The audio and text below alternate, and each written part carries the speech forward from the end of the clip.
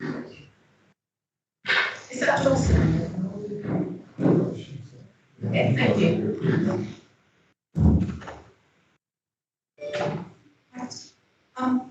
Good afternoon, members, and welcome to the executive meeting this Thursday, the 14th of October, 2021. Good to see some members and other members present today. So, the first job is to approve the minutes. They have been through council, so all the recommendations have been approved by council. Is it your wish that we record them as a true record? Yes, again? Right, okay, thank you. Urgent business, I haven't got any urgent business to bring forward at the discretion of my discretion. Division of the agenda. It is likely that the last item, we shall have to divide the agenda, so be prepared for that when it comes round. Declarations of interest. Members, you're invited to declare any personal or displaceable pecuniary interests. Any interest, anybody? No? None declared. Thank you. Item 5, public question time. I believe there are no questions today, Mr. White. That's correct, thank you. Thank you very much. The forward plan, the executive forward plan. Do I have any questions on that, members? No. Are you content with that? No. Other members, anybody got any questions on the forward plan? Councillor Baldry. I'm very sure your point, leader, but I think this new layout is excellent. Good. I think it is too, because it's portrait, not landscape, so it doesn't upset everything every time we try and look at it. So, yeah. I think the colours are quite nice too, but I think that's something to do with accessibility, isn't it? But it's good, yeah. So thank you to whoever organised that. So we move on to agenda item 7, which is the response to the housing crisis. And I'm very pleased to be able to bring forward an action programme so quickly. The motion passed at the last council meeting, and I'd like to thank the officers for turning this around so quickly. Thank you very much. You will see that the recommendations stick very closely to the points made in the motion. And we're all fully aware that this paper in itself, alongside Better Lives for All and the action program's already adopted in the housing strategy last March and the homelessness strategy in July, we know that they aren't all going to solve the problem. But we are trying to engage every lever we can to do something positive to help the housing crisis in the South Hands. We also know there's been a problem for a long time, but I think the staycation situation provoked by the pandemic has made the housing situation much worse. And that seems to be the opinion of people living in the area, and also the fact that people could not get enough staff to run their businesses during the summer. Just building more homes will not solve the problem, unless, in the case of Zenquads, they can be constructed really quickly, because this is something we need to find solutions to really quickly. Making better use of existing stock and lobbying the government, if successful, to change any perverse incentives to the local housing market must be the right way to go. Above all, a rapid increase in the supply of rented accommodation, which is remotely affordable, will do the most to help. And this is where I'd really like to see a lot of input from officers and everybody concerned.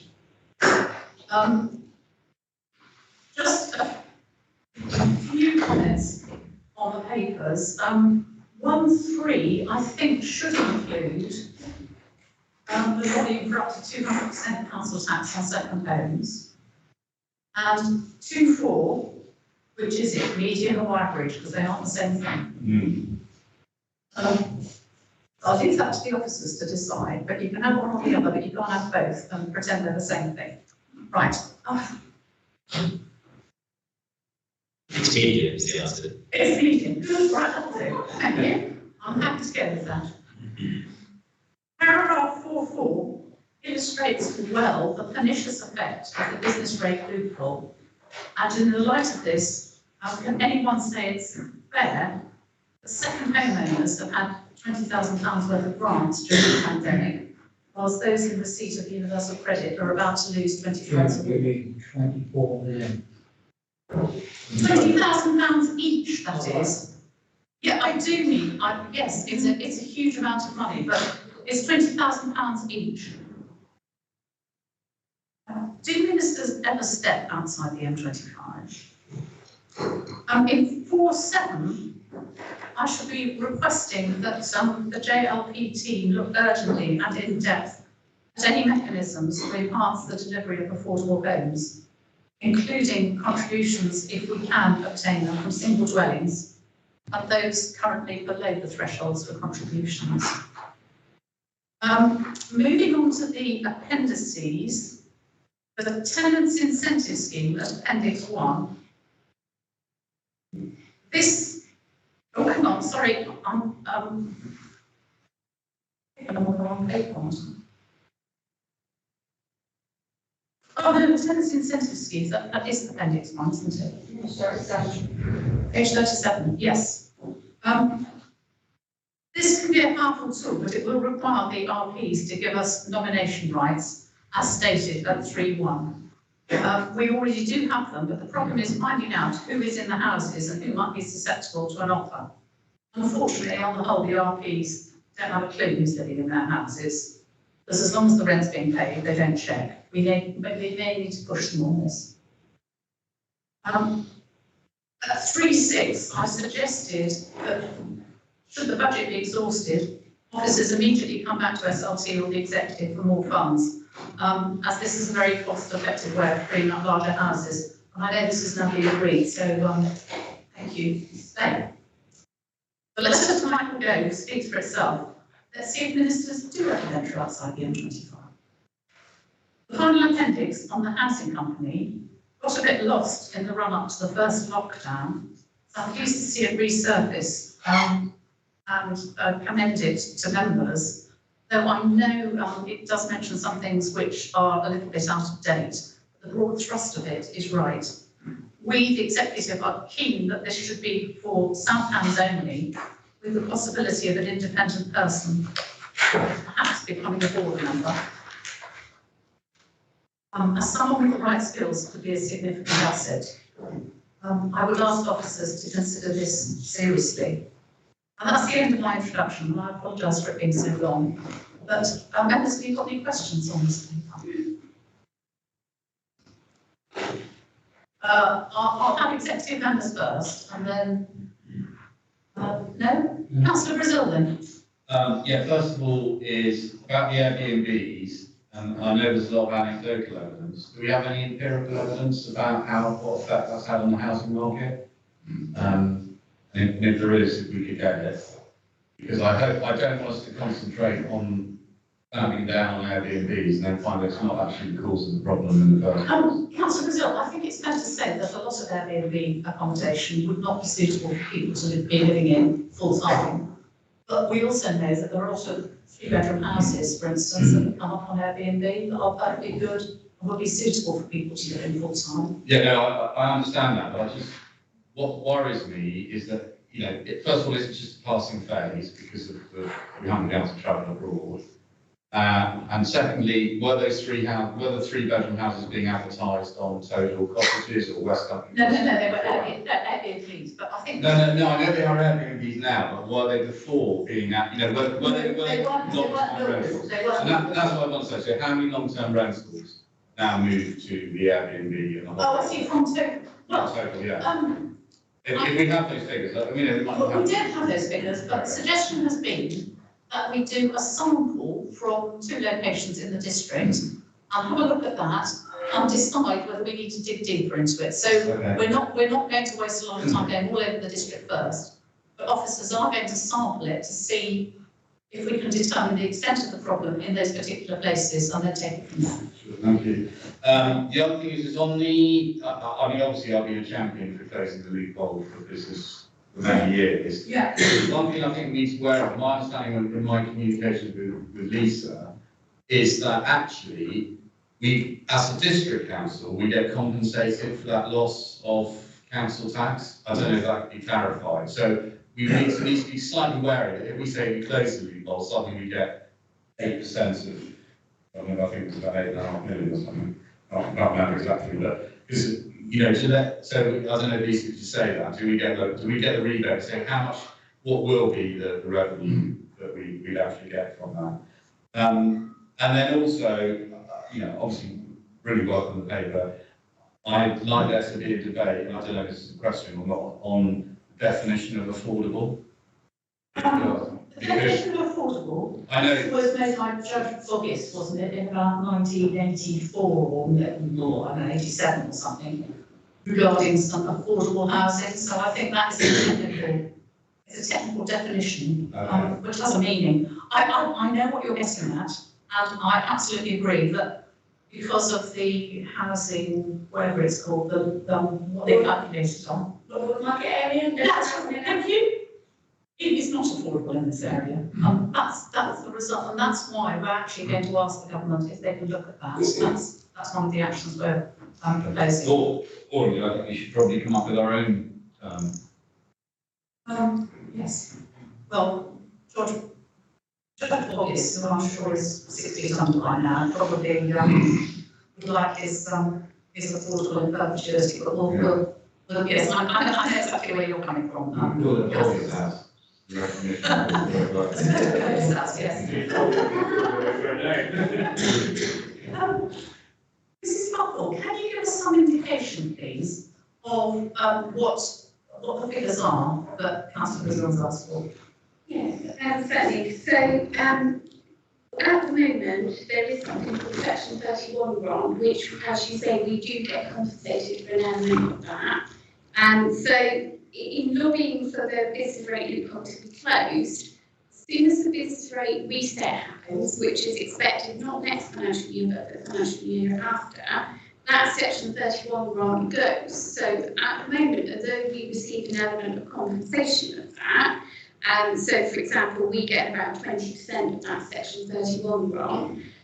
So for example, if you've got a business rated property, the amount we get is half of the 40%, so we get 20% at the moment. But that Section 31 grant goes as soon as the business rate reset happens, which is imminent. It could be next year, probably the year after. And at that point, we will get the full amount of business rate. So we do want to lobby for that, because that Section 31 grant is only a temporary thing, and will go at the point that so we will not be out of pocket, if you like, by lobbying for that, because the Section 31 grant will get reset in Europe. Yeah, so what I'm saying there is, that's what I'm saying, is what Lisa's saying, we won't be out of pocket. I don't think we're going to gain a great deal either. Councillor Griswold, I think the point is, quite apart from anything else, that parishes will have a lot more people precepting into the parishes. And I think particularly in places like Hopecote, where they've got 80% second homes now, a lot of them on business rates. Look, I'm in favour of it. Yeah. I'm just saying that we need to be careful. We don't suddenly think we're going to get big but I don't think that's the point of it. The point is that everybody should be paying into the same pot. And it's not right that some people can avoid paying into that pot, and we seem to be avoiding to pay into that pot. And I think it's a question of community cohesion as much as anything, because it does provoke a lot of resentment amongst hard-working people who are having to pay council tax because they live here. They don't see it as fair that some houses can avoid paying council tax merely because they're letting houses. I think for genuine businesses, there is a case for saying it's a genuine business. Yeah, but yes. Is it right time to bring up my comments on the newspaper that happened that Saturday on this housing crisis? Yes, you have, you want to. Yeah, I just wanted to put the record straight really, because in the Western News last Saturday, there was a piece from Mulberry Parish Council that was damning set down to the council for putting the rug under their scheme to put some affordable housing on the site. And I voted for the housing, obviously crisis declaration, because I think it's a good move. and so did, according to the newspaper in West Devon, the leader of West Devon Council, because he wanted to follow St Anne's in a move towards just doing exactly the same. But I would like to just correct inaccuracies and accusations made against the council in West Midlands by the Parish Council on last Saturday. Council did not pose love on their plans to develop Aylton Park as a community agency. But it was made clear it was not achievable. St Anne's withdrew their support. They only spent £30,000 on surveys, and if it's not achievable, I think that's far enough. I wouldn't like to see any more money spent on that. I'm sure that we would support the site if it was brought forward.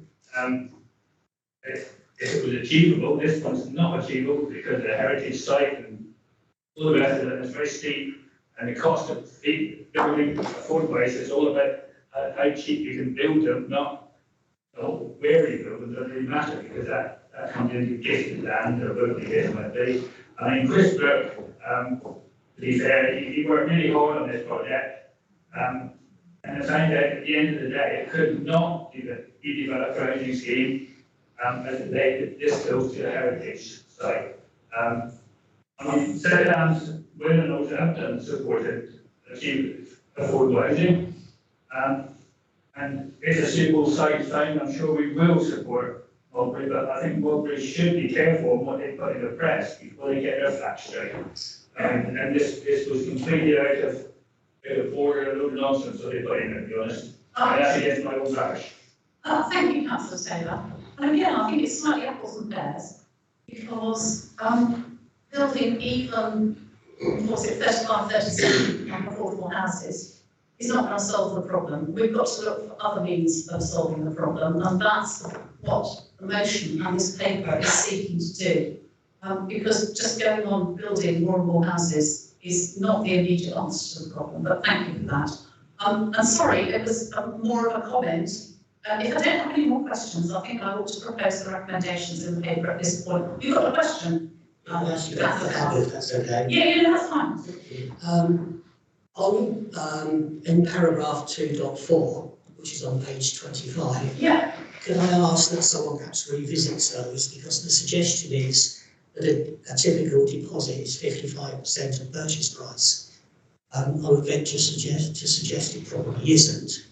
55% is a huge deposit requirement, and I accept that. I wonder whether the decimal point is possibly in the wrong place. I think the point there is that because of the the median salary, it's medians in brackets, but because the median salary is 31,000, in order to buy a house costing 310,000, you would need a deposit of 170,500 because the mortgage company wouldn't allow you a larger mortgage than 310 less 170, which is 103. yeah. Anyway, whatever it is, 140. Yeah. Okay. That's the point. That's the point. I think. Whoever wrote that paragraph can confirm it, but I think that's what it's saying. Yeah. Yeah. Yes. So it's back calculated on what maximum typical mortgage might be, less the median house price to give you what you might have to raise to secure a property on the open market. That's what I understood it to mean. What's your other question? On 3.2.3, which is on page 28, Yes.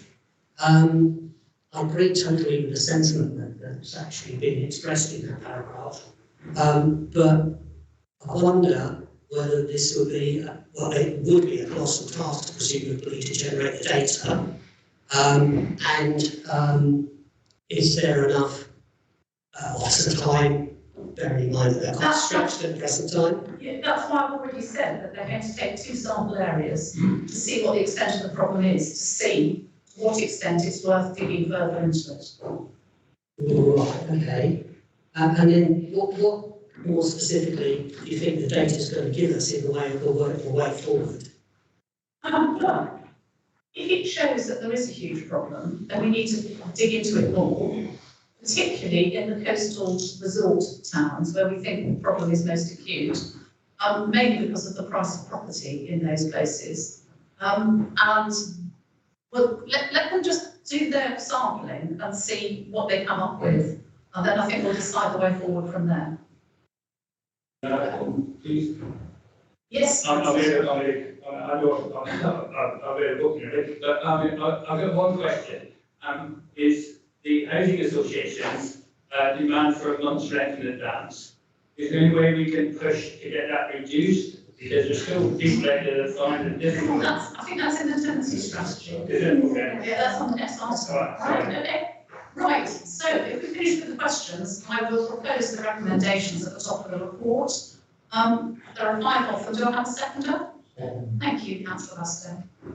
Right, now we're in for comments. Thank you, Councillor Birch. Thank you. This paper is certainly welcome, and it addresses what are really the two main issues that we're grappling with at the moment. It's not just the housing crisis, but also the waste crisis. The fact is that this is an important paper, and it follows on from the your motion that was put to full council. I think it is important, and I think it needs to have the input of not just the executive but also other members, and therefore I would like to request that there be added to the recommendations, item 6, and that there be a request that the Overview and Scrutiny Council Committee comment on the report at its next meeting and then report back to the executive. I think that is in line with the revision to the Constitution that we agreed in July of this year. Before the amendments to the Constitution, then in all probability this paper would have come to ONS and then coming to executive. As a result of the Constitution amendment, it's the other way around now. So I would request that the opportunity be given to ONS to look at this report and come back with its comments. We have a meeting of ONS, I think, at the beginning of November, so it's not going to take long. So I would hope that you could add that to the recommendations. Thank you. Can I ask you a little more closely what you're hoping to gain by this brief, Councillor? Madam Chair, can I just remind you what the Constitution says? It says the Overview and Scrutiny Committee is responsible for scrutinising decisions the executive is planning to take, those it plans to implement, and those that have already been implemented.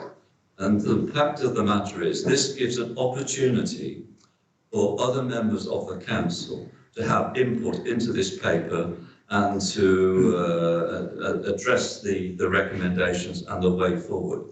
And I think if you are so minded not to include this as a recommendation, then I think it really shows up the proposal that were put forward by the Chief Executive for amending the Constitution are rather hollow. So I would hope that you would in fact add this to follow what was put, the spirit in which the amendment to the Constitution came forward. Councillor, what I'm trying to unravel is why this can't be discussed at your Overview and Scrutiny meeting, or are you suggesting that it should be a policy formation group? That's what I don't understand. Are you scrutinising or forming policy?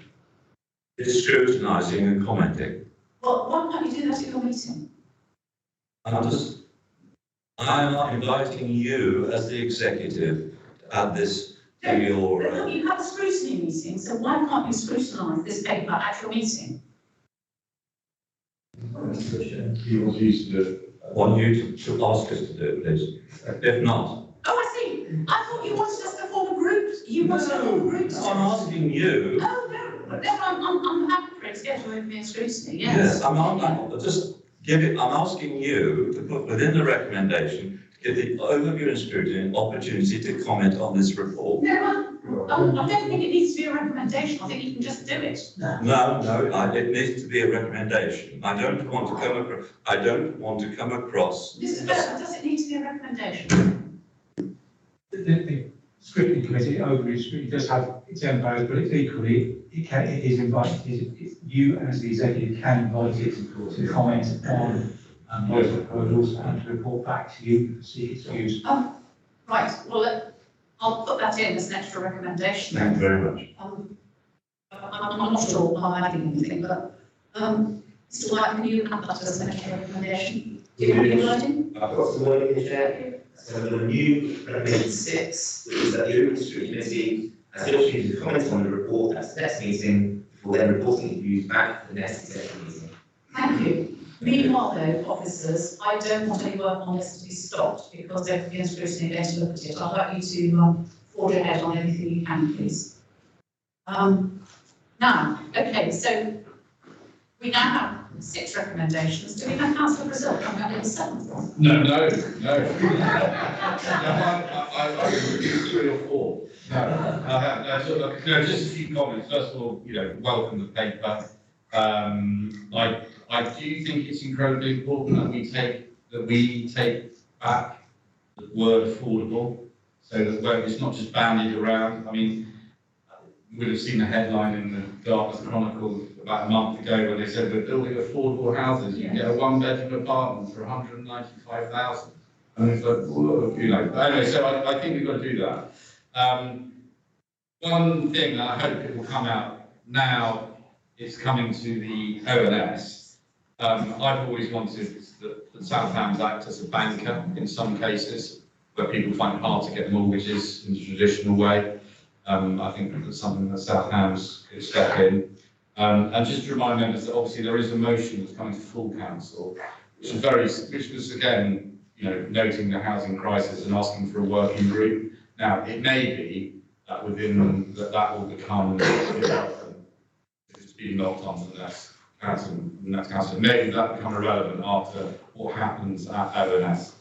But just do that. Just finally, delighted to see. I didn't remember reading something 2.6, and it says at about the 5th paragraph now, the rich continue to get richer, ensuring a continuous flow of money into second homes. I mean, I think it was a massive missed opportunity when this not the Southampton administration, but the government decided to tax working people rather than wealth and property. I think the worst thing, Councillor Brazil, is fiddling around with stamp duty. You've got to have stamp duty, you don't fiddle around with it because whatever you do distorts the market. Now, affordable. I think we're slightly tied in by the definition in the NPPF. That's the first thing, because it is an official definition. As I say, it was very obvious. You can look that up on the internet, can't you? You defined it. And when you look it up, you'll find out why I know about it. Mortgages, we've got lots of trees in the Arboretum, but I don't know of any magic money trees up there. Because that's what you need if the council is going to start being a mortgage issuer. And to take your other points, I'm still slightly sceptical about what a working group is going to actually do, because we employ a lot of officers to deal with housing, and I think they've probably quite a technical area, and they've probably got the major ideas under their belts. I think it's a reflection of how little we've been able to do as to how difficult the problem is. But I do think that just building more houses is not the answer, because I don't think we're building the right kind of houses, what people need. They might be the right shape, but they're not the right price, are they? No, agreed. Councillor Baldry. I was going to say, I absolutely and totally agree with your last statement. Covering more and more of our countryside in concrete and building more and more houses for the wealthy is not the answer to the housing crisis. As you have already said, Councillor Brazil is saying, the answer to the housing crisis is to provide truly affordable houses to rent and social housing as well, and to do so through this council is something that I will follow. That is definitely part of one of the recommendations to set up the Community Benefit Society at recommendation 4. And that we will endeavour to do as quickly as possible. Councillor Hawkins. What I think is really good about this, it's almost cross-party. We all support exactly the same aim. We're all here to do what we possibly can for our residents right across the South Hams, and for us to use, and you know, we're always criticised for using the word affordable, but it isn't affordable in the South Hams. It might be affordable in Lancashire or London, well, not even London. It might be affordable in certain parts of London, but to use that terminology is completely ridiculous because they're not affordable. And we've got, and I'm really pleased that we've declared this crisis. I think by working all together as a council, not just sections of this council, but all together, we perhaps can really start to make a real change, because I'm fed up of our residents, our communities, slowly but surely dying because of residents having to move out or want to live there with their families and be employed in their communities. So let's hopefully we can lobby central government really hard, really tie them down and actually take this as an issue that we have got to. And I agree with what Councillor Pearce was saying. You know, I really don't think most of our ministers ever come out of London. They're just sitting in London in their grand houses or grand apartments. They've got no idea what we're having to put up with. And most of them probably buy second homes in our areas as well. Yeah, I think, look, this is a national problem. It's not just in the South Hams, but I think it's particularly acute here because of the second homes factor, which aggravates the general problem. But there is a general problem of affordability throughout the country. I don't think anybody would argue with that. There are very few cases. Usually, where there aren't affordability problems, there aren't any jobs. So, you know, it's either one or the other. So, right, okay, I think it's probably time we took a decision on this one. So, members of the executive, are you in favour of the recommendations? Unanimous, the 6 recommendations. Thank you. Thank you very much. Okay, so now we're on to the tenancy strategy, which is item 8.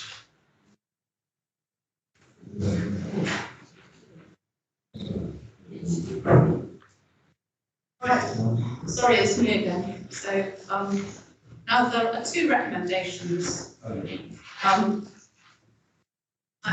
this paper.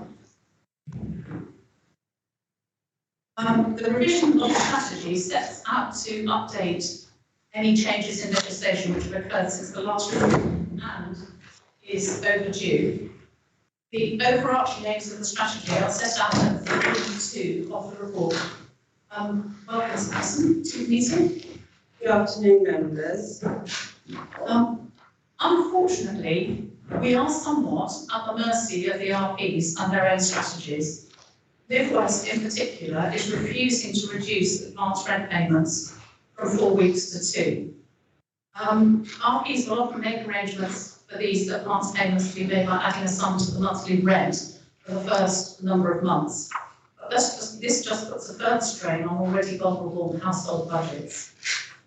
It will be noted that the strategy proposes that affordable rent should be no more than the local housing allowance, on page 66.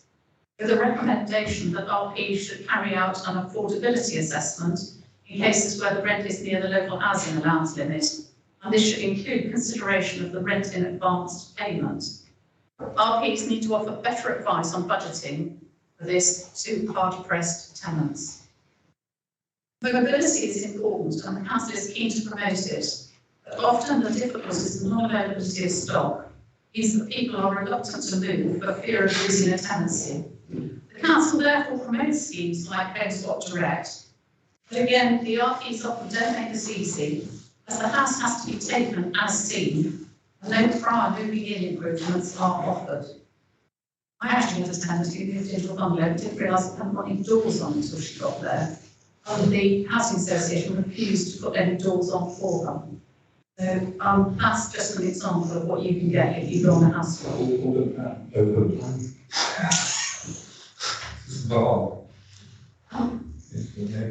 Note that the expectations on tenancy renewal in cooperation with the council to make the best use of stock are very important to us, but unfortunately often less important to the RPs. Somehow we need to make our voice better heard, but we largely lost it when we gave in to no longer having councillors on their board, but but failed to insist on anything in return for giving this up. Disposal of stock is something we need to keep a close eye on because there is an obvious temptation to sell stock in the very high housing market price areas like ours. It will be strongly resisted and unless well justified. The problem is that the replacement of stock is often an empty gesture when new houses on development a long way from the sale locations count as replacements. All this to say that the way RPs now work as commercial developers and less as social landlords as they used to be means that they're not always seeking the best use of stock and sometimes not the best interest of their tenants either. Finally, it's good to see the bright new layout of the strategy, which is so much better from the last black and white one, which also didn't have a date on it. The executive is asked to approve the new strategy and delegate any necessary minor amendments to the head of housing in consultation with the portfolio holder. Any questions on this? Right subject. Councillor Hawkins, I'll come to you and then Catherine. Sorry, I'm going back to the issue you've just raised there about social housing landlords selling properties in our communities. Can we really be very, very strong on this, that they aren't able to sell them until a replacement in that community is achieved? No, because that is, as you said yourself, in high property areas, they are able to sell properties off, which become, going back to the same issue before, second homes or holiday lets or whatever, and that community asset is gone. Sorry. We can't insist on it. I mean, we need to be realistic about what powers we have as the local authority. But we have. That's why we have it in our tenancy strategy, where exactly we will support it and where we won't. So, sort of large family properties, 3 and 4 bedroom houses, we don't support because we have a high need for that. And particularly properties in rural areas. We've had requests before in small villages where we haven't supported that because of the limited amount of stock. But we do need to appreciate that sometimes the disposal is the right decision, particularly on very old properties, the post-war prefab, where the costs were just excessive to bring it up to modern energy efficient standards in sort of low need areas. When I come back, I would question that because we're asking people to downsize. And if there's no properties to downsize to, it just seems across the board, in some of our communities, it's an important issue. I don't know, how many sales have there been in the last year? Only a handful. I think it's 5. Yes, less than 5. It's not a huge number, but I think we still need to just fire a shot across the bows of the housing associations. I don't think it hurts to do that, does it? No, it doesn't. And Live West is our main social landlord We know that. with the oldest stock. And some of their properties are very sort of.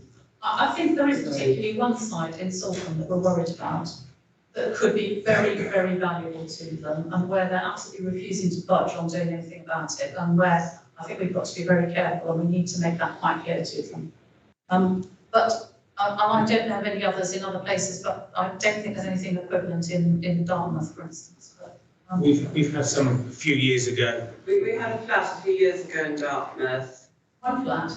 But I wasn't being parochial, I was being across the board. We're talking about possibly 50 or more. So. It's an important issue for small communities that, if they're going to sell a high property value asset, to actually make certain that money goes back into that community and goes into other communities that probably don't have such a problem with. Yeah, well, I think we're all aware of that, and that's something we will actually impress. We keep saying it to them, but I'm not always sure that they're listening, other than saying yes to us when we say it to them. But you can have questions or comments. We're still on questions at the moment, but if you want to comment, I'll move the recommendations. To approve the reviewed strategy and any minor alterations to be made by head of housing in consultation with the portfolio holder. Do I have a second? Happy Councillor Aston. Right. Yes, comment. My comment is, I find it interesting that in 2016, the number of applicants in bands A to D was 1139. But in 2021, it's 768. I'm surprised it's gone down. Because we're talking about prices, and yet the banding A to D is gone down in 2021. Wow, that's surprising. So is the number of affordable homes, but We've also changed the way that we review Devon Home Choice. Some of that data was quite old, so we regularly now, each month, we can conduct a review, and that's an annual programme, so people that are on the register are those ones that are actively looking for accommodation in the area. people take a village, they get knocked off, don't they? They have to start again. We write to them to say, and we certainly give them the opportunity to remain on the list, but we just make sure that that data is as clean as possible. Councillor Birch. Yes, I've got a couple of, well, actually 3 questions or queries. Just going back to and looking at page 3 of the proposed strategy, which is headed the local housing market. The number at the bottom of my page is 81. I don't know whether that's 65. well, whatever. Yeah. So it's in the bottom right-hand corner, it's got Southam's number of applicants in band A to D 768. And I think if my memory serves me correctly, I'm sure Mrs. Blake will correct me, but I think about probably a couple of years ago, the figure that you were reporting on A to D was in the region of 600 or something. In other words, the evidence is there that there is a crisis in that if my memory serves me correctly, the band A to D probably a couple of years ago was 600 and now it's 768. So that in my view is certainly evidence in support of us declaring a crisis. That's exactly what I said, Chairman. In 2016, the banding was 1139, but it's gone now down to 768. Yeah, but I was a few years ago. I had several discussions. So in between 2016 and this, so you're both making this that Councillor Hopwood is right in that at the point that we wrote the last one that we've done this data cleanse, but as everybody knows, the data's there on Devon Home Trust View to look at those reports as and when there are fluctuations. And I can't recall off the top of my head what it was, but we do record that every quarter, and certainly it looks on the upwards trajectory. Okay, just in the under the heading affordable housing stock, it says Southam's affordable housing stock comprises of 5041 properties.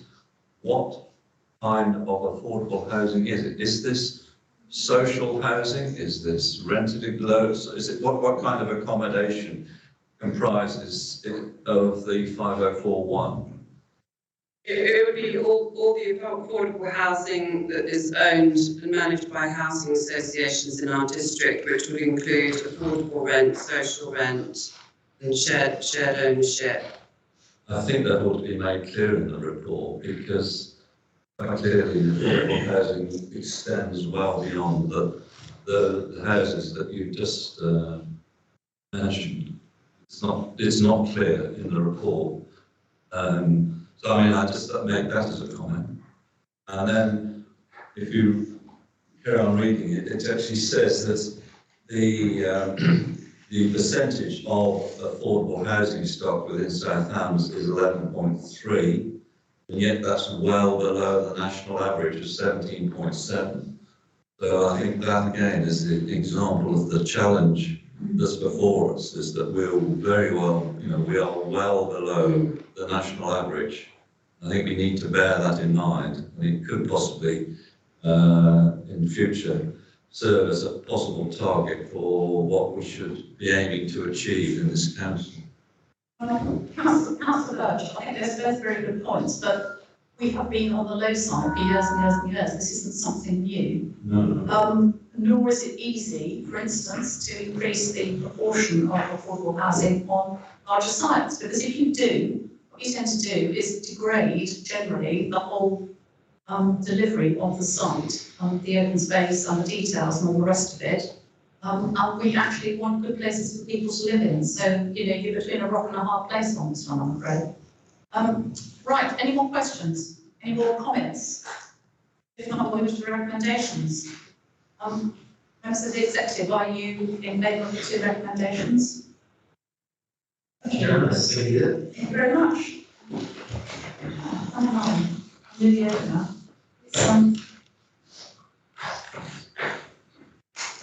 Planning improvement plan, phase 2. Right, so, this is a relatively short report, setting up financial justification. Have we got an officer coming in for this one? I'll just let them come in before we start. It's a bit like sort of being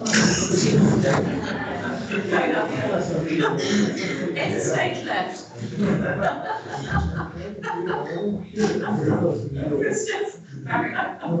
Good afternoon, gentlemen. There's only one door coming, there's 2 officers.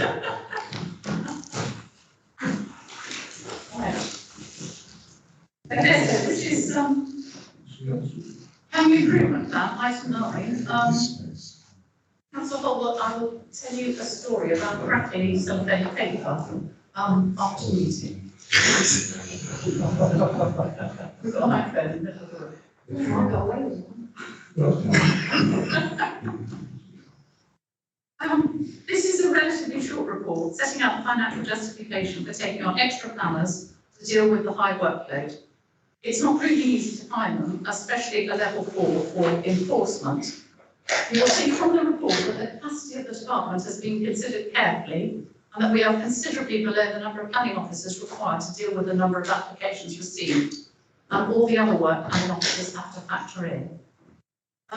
There will also be a structural change in that Drew Powell is now taking on the oversight of the DM function, and the 2 new officer groups have been formed to integrate the DM function into the Council's wider strategic functions more effectively. That's detailed in paragraph 3.7 of the report. There will be further internal changes in the Part 3 report to come to us in December. There are 3 recommendations in the report to agree the 6 additional permanent officers, which will be 4 planners and 2 lawyers, the latter to help prevent delays on that side. Secondly, to agree that this will involve an addition to the budget of £164,000, that's the South Hams share only, which can be absorbed by the additional planning income fees. And thirdly, to note that there will be a further report on 2nd of December at our next meeting. Now, are there any questions on this report? Councillor Baldwin. I'll probably be simple, but I'm having trouble distinguishing between South Hams costs and West Devon costs. If you look at the recommendations, it talks about an annual cost of £164,000, and that is shared with West Devon Borough Council. And then council, which council, is that both councils, are to increase the staffing budget by £164,000. That's the South Hams share of the cost. Mrs. Buckle will give us the different figures for West Devon, ourselves, and the overall figure, I'm sure. Yes, thank you, Leader. So the overall figure is 235,000, so that is with the 6 additional permanent posts. And there are different splits between the planning specialist and the legal specialist, but if you look at those 6 posts overall, it's 70-30 split. So our 70% share of the 235 is the 164,000 that is in the recommendations. So South Hams will pay 164,000, West Devon will pay 71,000. In total, the cost is 230. Leader, as far as possible, does that relate to the increase in income separated between the 2 councils on the additional planning? Yes, fantastic.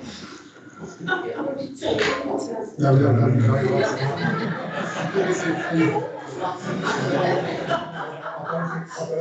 gentlemen do. That's absolutely correct. So with regards to South Hams, we have an income target of 920,000. We are expecting to be income to be in excess of that by about 300,000 in this financial year. In the last budget monitoring report, we reported that planning income was up by 280,000, and to date it's up by 300,000. So we are confident that we could meet that 164,000, which is South Wales' share, within the additional planning income. With regards to West Devon, they are up on their planning income by about 55,000, and their share would be about 71. So yes, in both councils there would be additional planning income sufficient to pay for those 6. 300,000 from the already. 300,000 in, 164,000 out. Mr. McCall, would you please? We would, but Mr. McCall may not live to see next year because we never know what's going to happen in the following year. So we like to have a bit in reserve because if we don't employ these people, we don't want to have to push them out of the door next year if we haven't got. So I think it's prudent to look at that sum as as feathering our nest for next year as well. So I hope people have got sort of ideas on that extra income. Right. Okay. Any more questions? Because if not, I'll move the recommendations. Thank you, Councillor Bastow. Any comments on this one? Councillor Bastow. I welcome this report and welcome the progress that we're making towards making sure we've got sufficient staff to handle not only the planning applications but the enforcement part that the council undertakes. And I think this increase in staff has been long needed, and hopefully we will be able to get the staff to fill these spaces and to make progress in the coming months and coming years. I think getting them is slightly something of a problem, isn't it? But especially level 4 for enforcement. But you want to say something? I think we've now done the third round of advertisements for level 4 enforcement. We still haven't. The last round we had 2 applicants, neither of which had any planning or enforcement experience whatsoever. So we may have to consider what we do with that post because they seem to be incredibly rare and not moving. We've got current applicant. We've just closed an advert for level 4 DM officer and one of the level 5 DM officers, and I'm pleased to report that we have got a number of applicants that appear to be suitably qualified and appointable. So I'm more hopeful around that. But every authority in the southwest is struggling to appoint either enforcement officers or DM officers. There's just a shortage of them nationally, and people aren't moving around at the moment. Understandably, I suspect. Can I just add something else? Of course you do. Let Mr. Weimer speak. It's him who has had to carry the can for all this for quite some time, and he needs this support. He definitely needs it. I think the situation has got to a critical level, and we do need to move forward with this, get these people in place as soon as possible. And it'll take some time to sort out the backlog, but once we have, then it should flow through much better. And so good luck to the officers, and I'm glad we're able to, we're really glad the council is in a position to give you the extra money to sort out the problem. You just need the people, don't you? So good luck with that. Any other comments? Just briefly, totally agree, support the paper. That's a spoken sense. On the enforcement, I am being parochial, just to say, the new management of the enforcement, I'm already seeing some fine and not enough improvements in the enforcement side. Yes, yeah. Okay, good. I'm pleased you are. Councillor Brazil.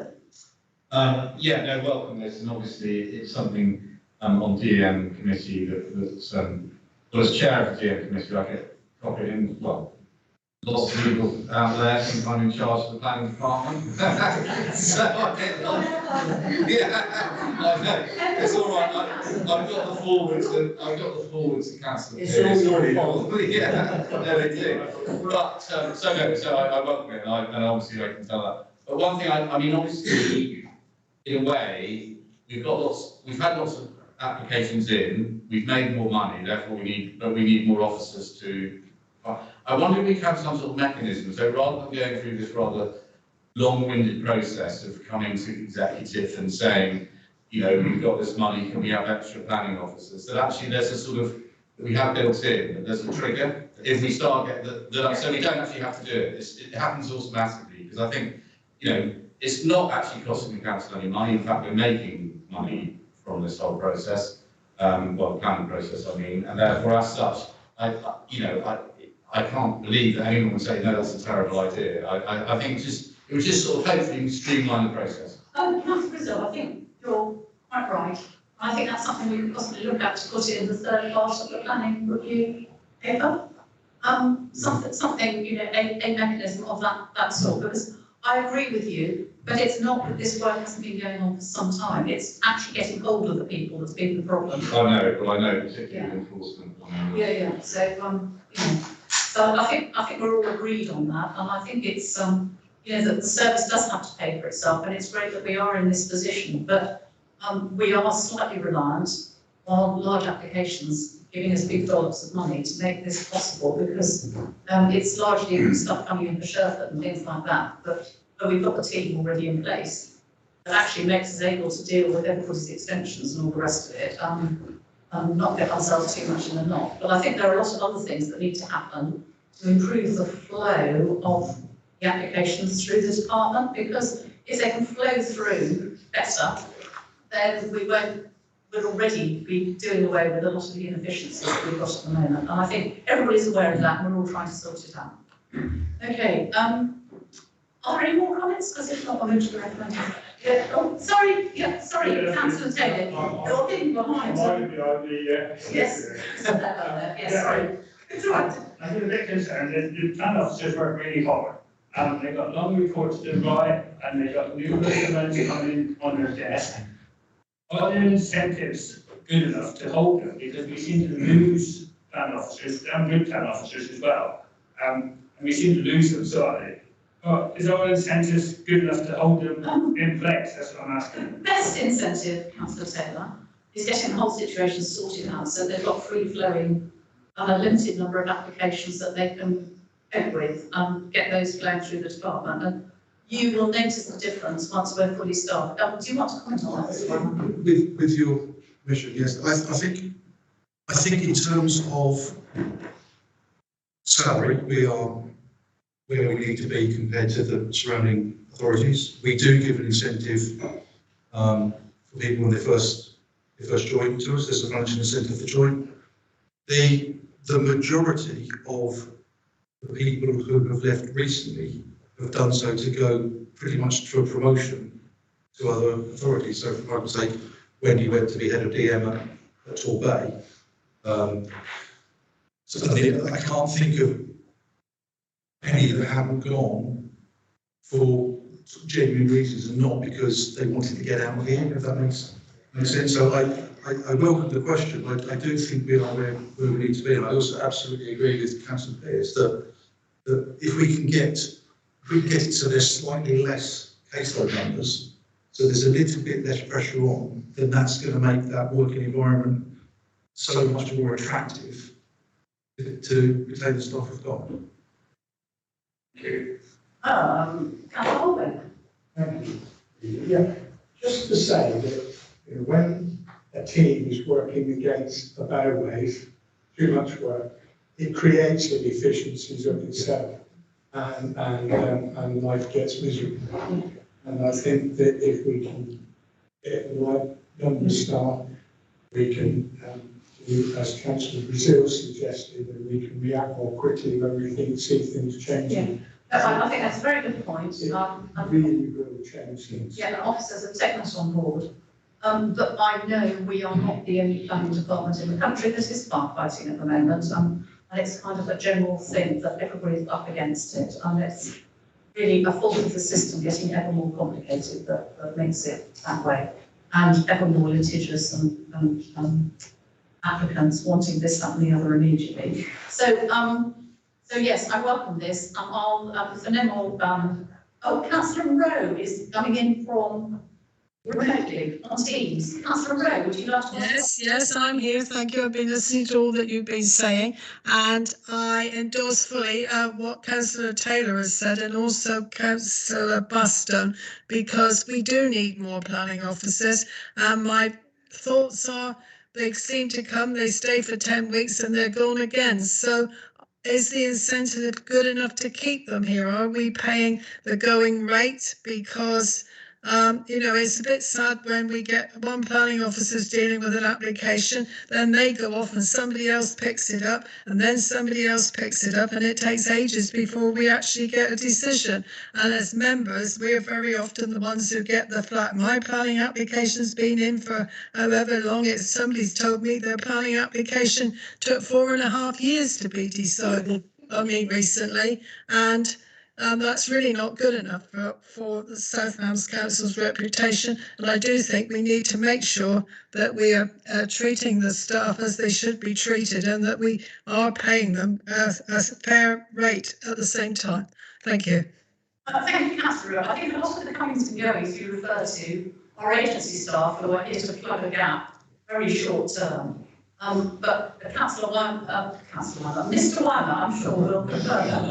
Maybe not Councillor yet. Yes. Okay, thank you.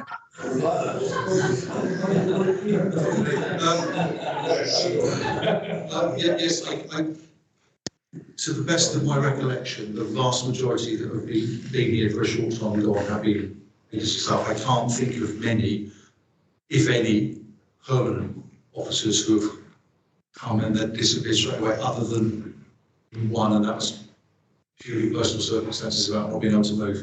But I think you're right, it is agency staff, and with the additional permanent staff, we should be absolutely be able to reduce the reliance or reduce the numbers of agency down to an absolute minimum. So we should have a far more solid, permanent set of officers. In her comments just now, Councillor Rowe concluded talking about planning officers and the way in which they are treated. And I would want to disassociate myself from that, because as far as I'm concerned, they are treated very well by the management of the I think that's true. planning department. Probably Councillor Rowe didn't mean it, but it is not anything I'll probably associate with. I think that's absolutely true, but I guess she was more referring to applicants. She said planning officers and the way in which they are treated. But I think I hope she was referring to the way some applicants and agents treat the planning officers. Do you want to comment on that, either of you gentlemen in there?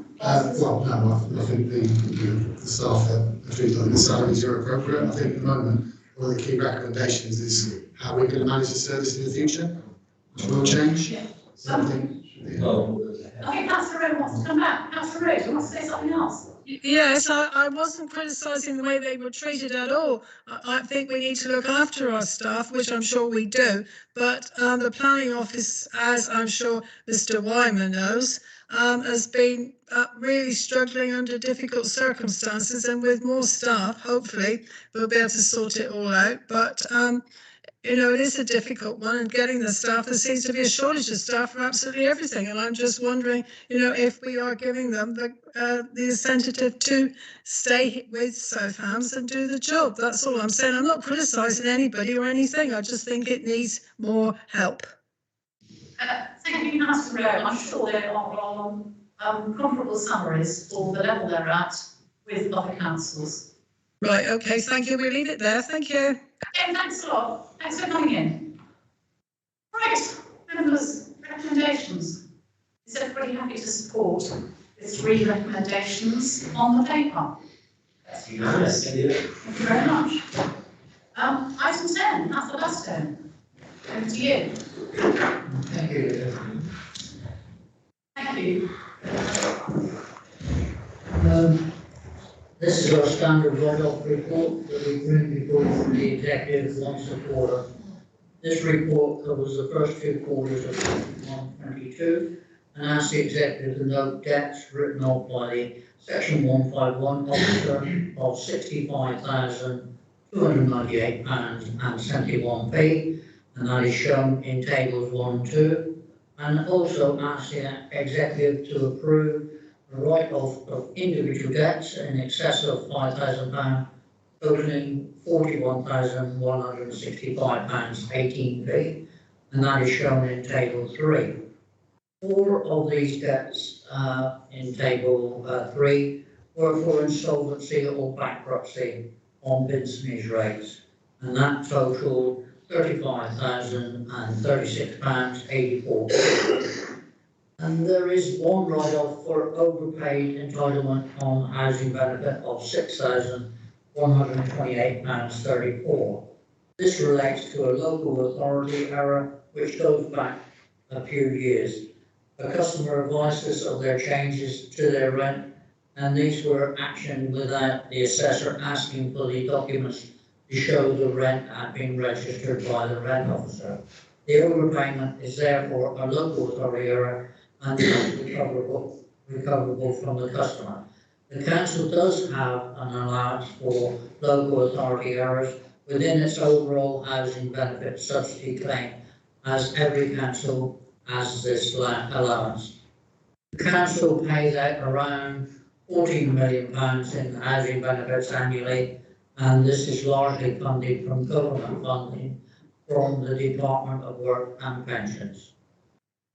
The 2020-21 collection rates have recently been published, and this shows that SHTC achieved a collection rate of 97.8% for council tax, and this is 2.1% higher than the national average of 95.7%.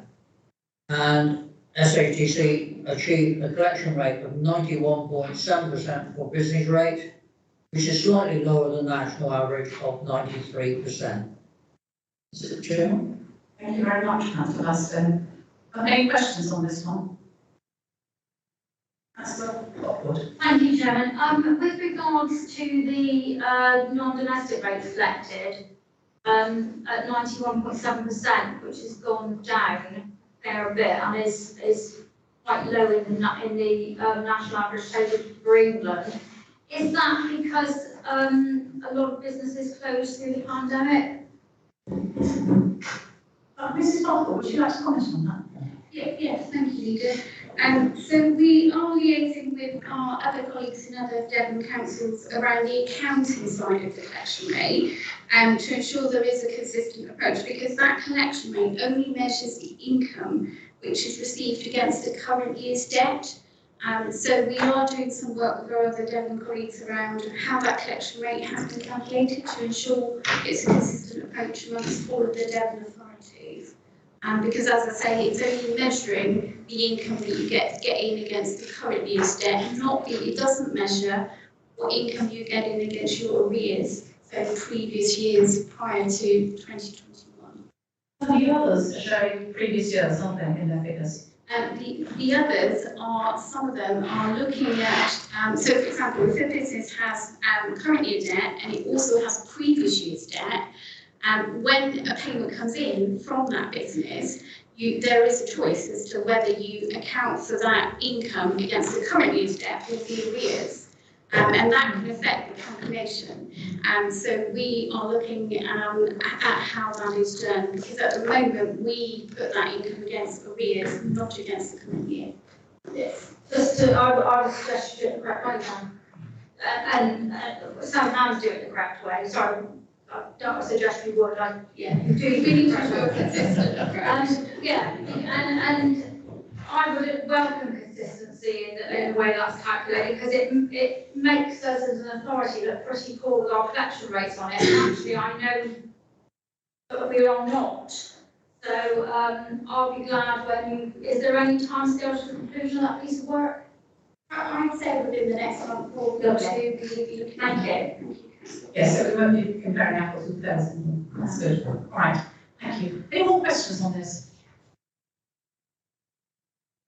I think in view of everything that's been going on recently, and I know some of these debts are historic and don't get written off for a long time, but I think you're really to be congratulated on the collection rate as it stands, because it's actually, I think, quite revealing that you've managed to collect what you have managed to collect. And I think it's also a tribute to the businesses and the people of the South Hams that they haven't paid it up, actually. So good for them too, because it's obviously been difficult for a lot of households over the last 18 months or so. So, right. Councillor Bastian, would you like to propose the recommendations? I'll move the two recommendations for agenda item 10. I'll second them. Any more comments? Because if not, we'll move straight to the recommendations. Yes. Oh, my comment would be to reiterate what you've just said. I think for our residents and our businesses, I applaud them for in very, very difficult times, still coming through and paying their council tax, realising how important it is to pay council tax. And I just, it's far, far better than I thought it would be. I thought we'd really struggle with collection rates. So not only is it, of course, our team who do a brilliant job here, but I think our residents really need to take some credit for the collection rate still being so high. Thank you. I think we all endorse that. Shall we vote on the recommendations, please, on this paper? That's unanimous, thank you. Thank you very much. Right, so agenda item 11, over to you. That's the whole way. I'm not quite sure what to say. It's all in the report. I know it's not gone down ever so low, actually Baldry, but we're not going to keep everything tightly mowed and spick and span. At the same time, we're going to try and keep the South Hams tidy, and so we will be talking to parishes and town councils to make sure, if you like, that we work together and we get it looking good, but at the same time we can increase the biodiversity and wildlife, and hopefully plant a few more trees as well. Perhaps leave it to Mr. Brook to I would endorse that. go into any detail. Thank you very much. Now, have we got any questions on this? On the whole, it's a good news story, but only because it provoked so much public comment, doesn't it? And I think anything that does that is obviously pressing the right button somewhere. But look, if there are no questions, I'm going to move the recommendation. Or you can move the recommendation. You move the recommendation. You're moving the recommendations. Okay. Who's going to second them? I'll let somebody else do that this time. That's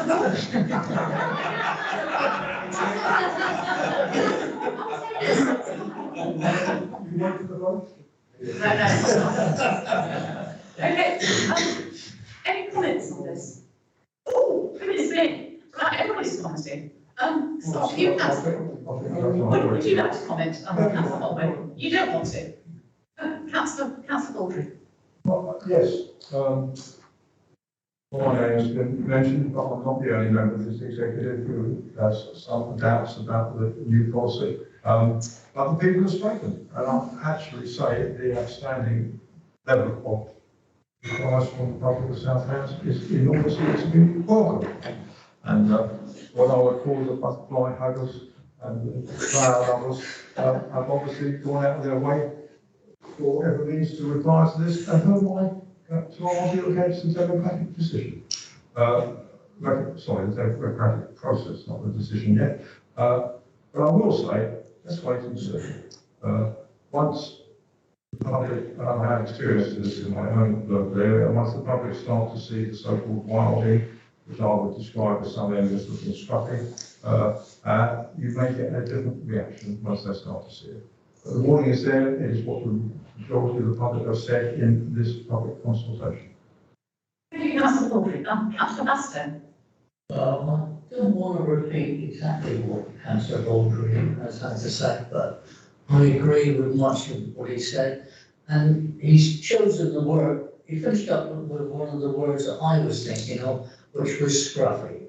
And I have seen areas around the South Hams where it's been let go, and it looks very pretty when the flowers are out. But when the flowers die, it is scruffy and very untidy and unkempt. And I've seen this on grass verges near where I live, and it doesn't give our town any benefit whatsoever. Right. I understand that the judicious cuts have to be made at the right time so that the dead flowers disappear and more come through, but I could be wrong on that.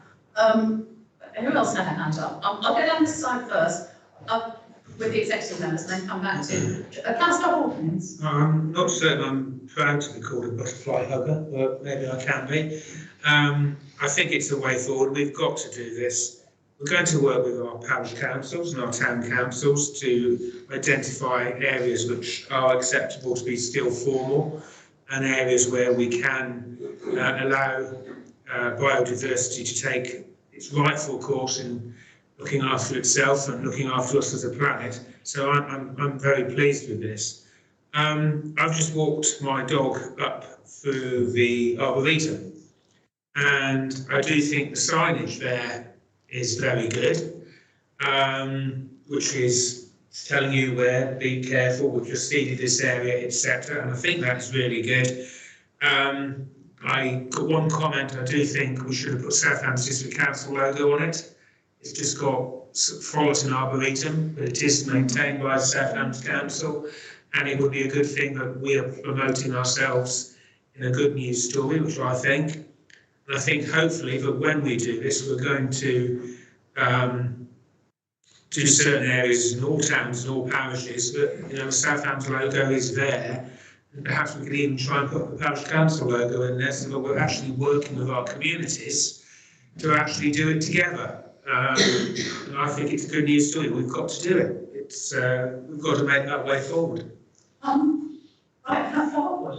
Thank you, Chairman. Well, I don't know what's wrong with those two over there. I mean, this is a really, really good news story for this council, and you two sound like, well, I don't know what you sound like, a pair of old grumpies. Two old men out of Because let's face it, this goes towards we as a council have declared a climate change and biodiversity emergency, and this goes towards it. So what on earth is wrong with you two? Let's all embrace it and work with officers, and then if it all does go pear-shaped, which it's not going to, because let's face it, what is a bit of long grass? It ain't going to kill you, is it? It's just going to be there. We don't all live in, although I do like a manicured lawn, I have to admit, but, in our open spaces, we need to embrace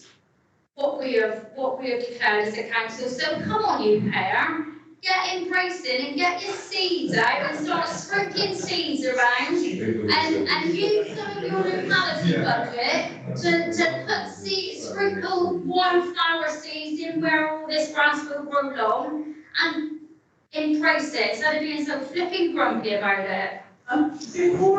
Thank you, Councillor. Before I bring in Councillor Birch, I'd just like to make a comment of my own, that I do think where we're doing this, we should have the notices up with the Southampton logo on, maybe, saying what we're doing and why.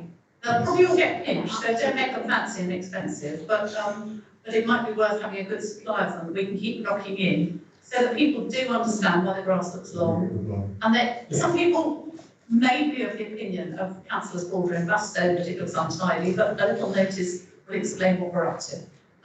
Councillor Birch. Thank you. Yeah, Councillor Hopp was actually said everything I was going to say, with some exception. So, I mean, this is a good news story, and it really is. We as a council are putting our money where our mouth is, because we declared a biodiversity emergency, not just a climate change emergency. The other good news story coming out of this was the engagement in the consultation exercise. I thought that was excellent. I mean, I hope it came about as a result of the consultation and engagement policy that was introduced a few months ago. I'm not too certain whether or not this is a as a result of that. But I mean, the response is excellent. And the fact is over 97% are in favour of the general principles of improving biodiversity and wildlife value. And it is definitely a good news story as far as this council is concerned, and let's get on with it. Yeah, no, I too agree with Nicky, although probably wouldn't go as far as to encouraging Keith and Hillary to be spreading their seed. But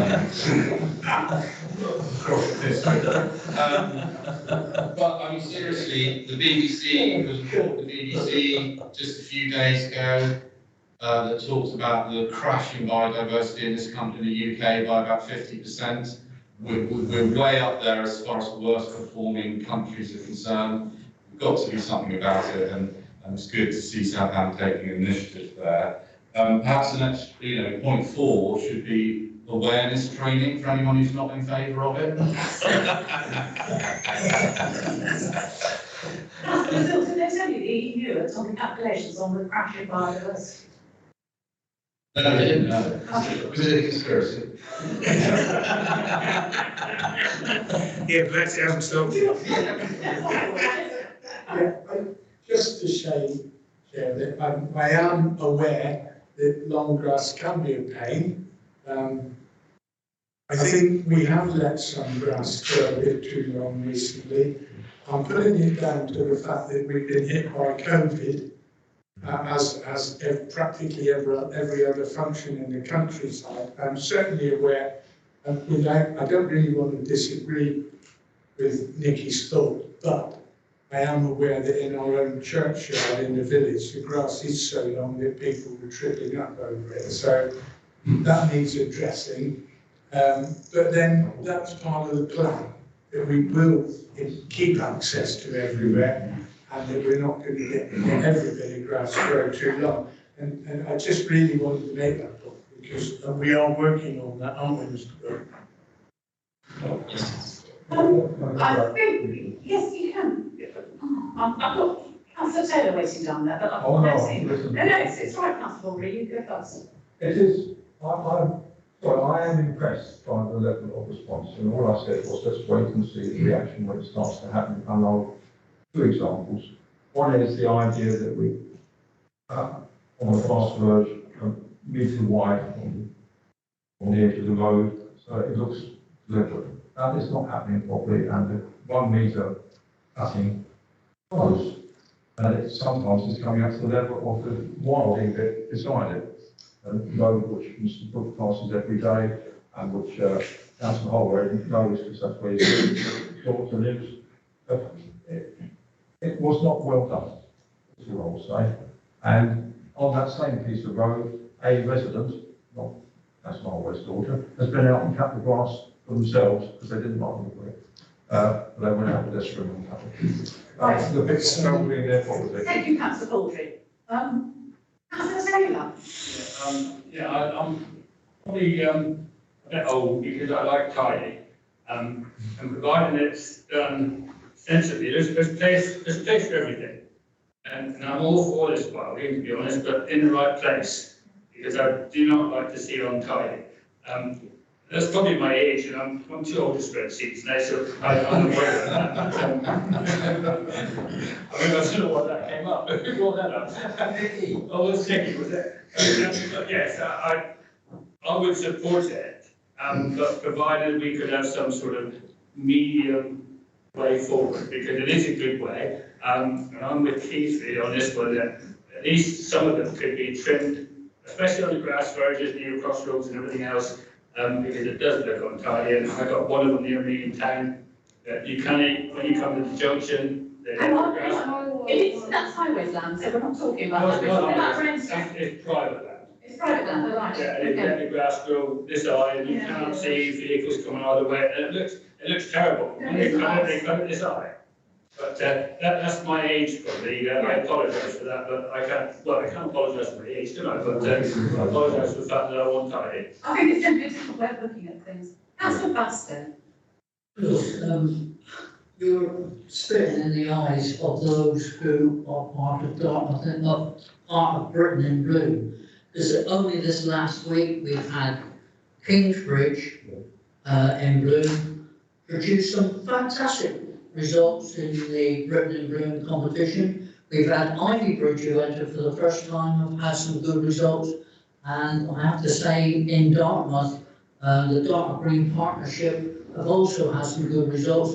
And they have achieved something I've been wanting to achieve for Royal Avenue Gardens in Dartmouth for 20 years at least. And they have achieved a green flag. And I have to say, they're over the moon with it. And these are formal gardens we're talking about. No, I think there's a place for a bit of everything.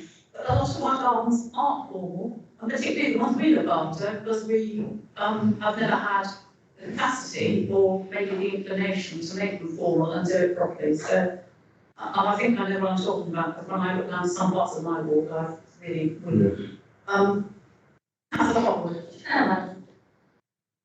Oh, well. I've got a roundabout again.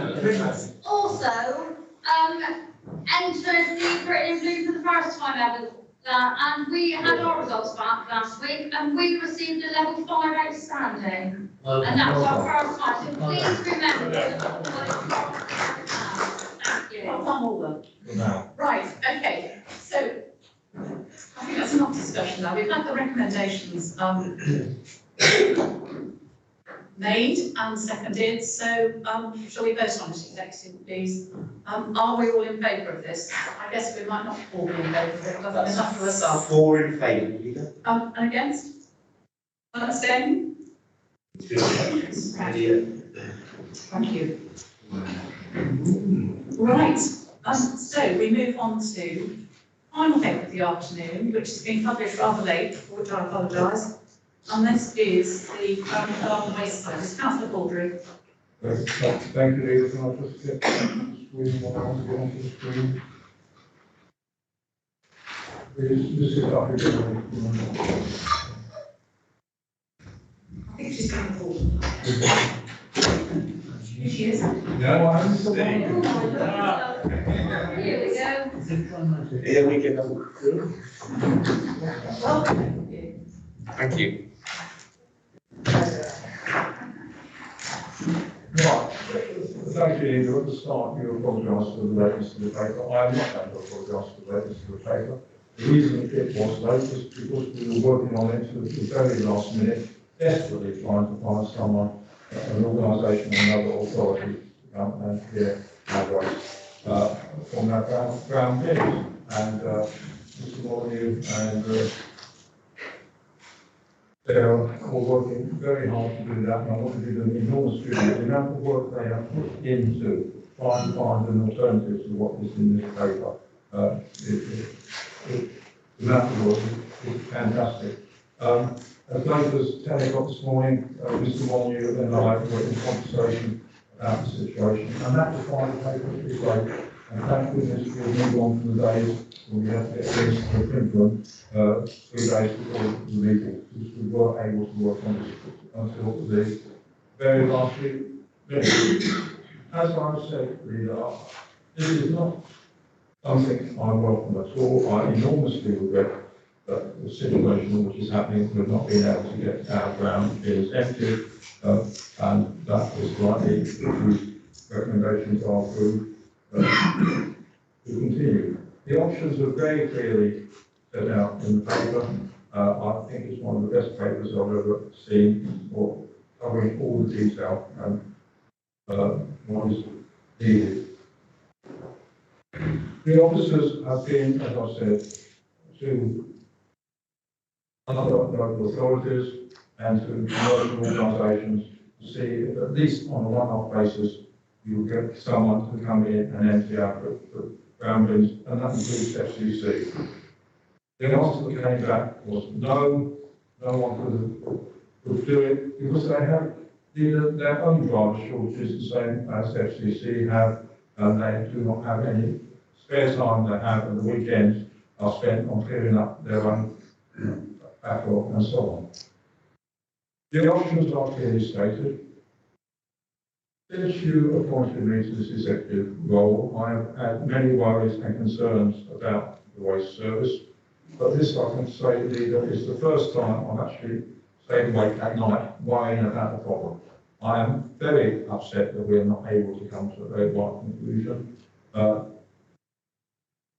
the options are bad, but we have gone for the least worst option. I greatly regret the recommendation, which is that we continue not to empty the ground bins until spring of next year. I'm not putting too far a point on it either. I'm fairly distraught about it because I desperately hoped we would be able to meet the needs of the public and empty their garden waste bins. Cancellation in August was done quickly because it was an emergency, it needed to be done. I am sorry that we didn't have time to write to all residents to explain what's going on, and some of them are still putting their ground bins out, as I see. And we tried to contact them by social media and relied on their neighbours to tell them. I may, as a result of this meeting, be making a further recommendation, because I still would like to hear the views of other executive members on whether, even at this stage, we should write to all residents, using the points in the paper, explaining the background and so on. But I think a letter to all residents explaining why we have had to take this decision, the pros and cons from it. It may generate a lot of unsympathetic comments, but from reasonable people, if they read the paper, they will read why we have come to this decision. And I hope I would like to hear the views of other executive members in the open discussion about whether we go ahead. The decision to suspend ground bin service is, as I've already said, an enormous matter of regret to me personally, and I'm sure to this executive. But it is preferable to the alternative, which if we didn't do that, if we emptied the ground bins even on a one-off basis, we'd have to suspend other waste streams, including residual waste, which in some of the black bins, black sacks, and include nasties like nappies and so on, or we would have to suspend the recycling service in order to empty the brown bins. I'm very proud leader, as you know, and we all are, of the relatively high rate recycling rates in the South Hands, and if we had to make any changes to the recycling stream, to collecting the recycling stream in order to empty the brown bins, it would see, I think, a worsening in the recycling rate. That is what I don't want. That's my introduction. Thank you, Councillor Baldry. Now, are there any questions on this paper? Councillor Birch. The question is, first of all, please can I have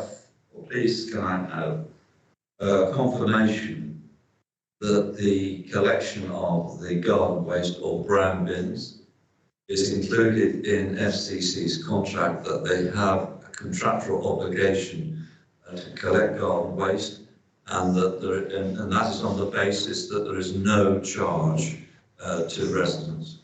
That's my first question. I'm sorry, the officers are dying to answer it, but as Councillor Birch well knows, we do not charge residents at the moment. We are the only authority in what I would call mainland Devon not to do so. That's not the answer to my question. My question is it included in FCC's contract? It is. It is. Right. And that is to be carried out at no charge to residents, in accordance with their contract.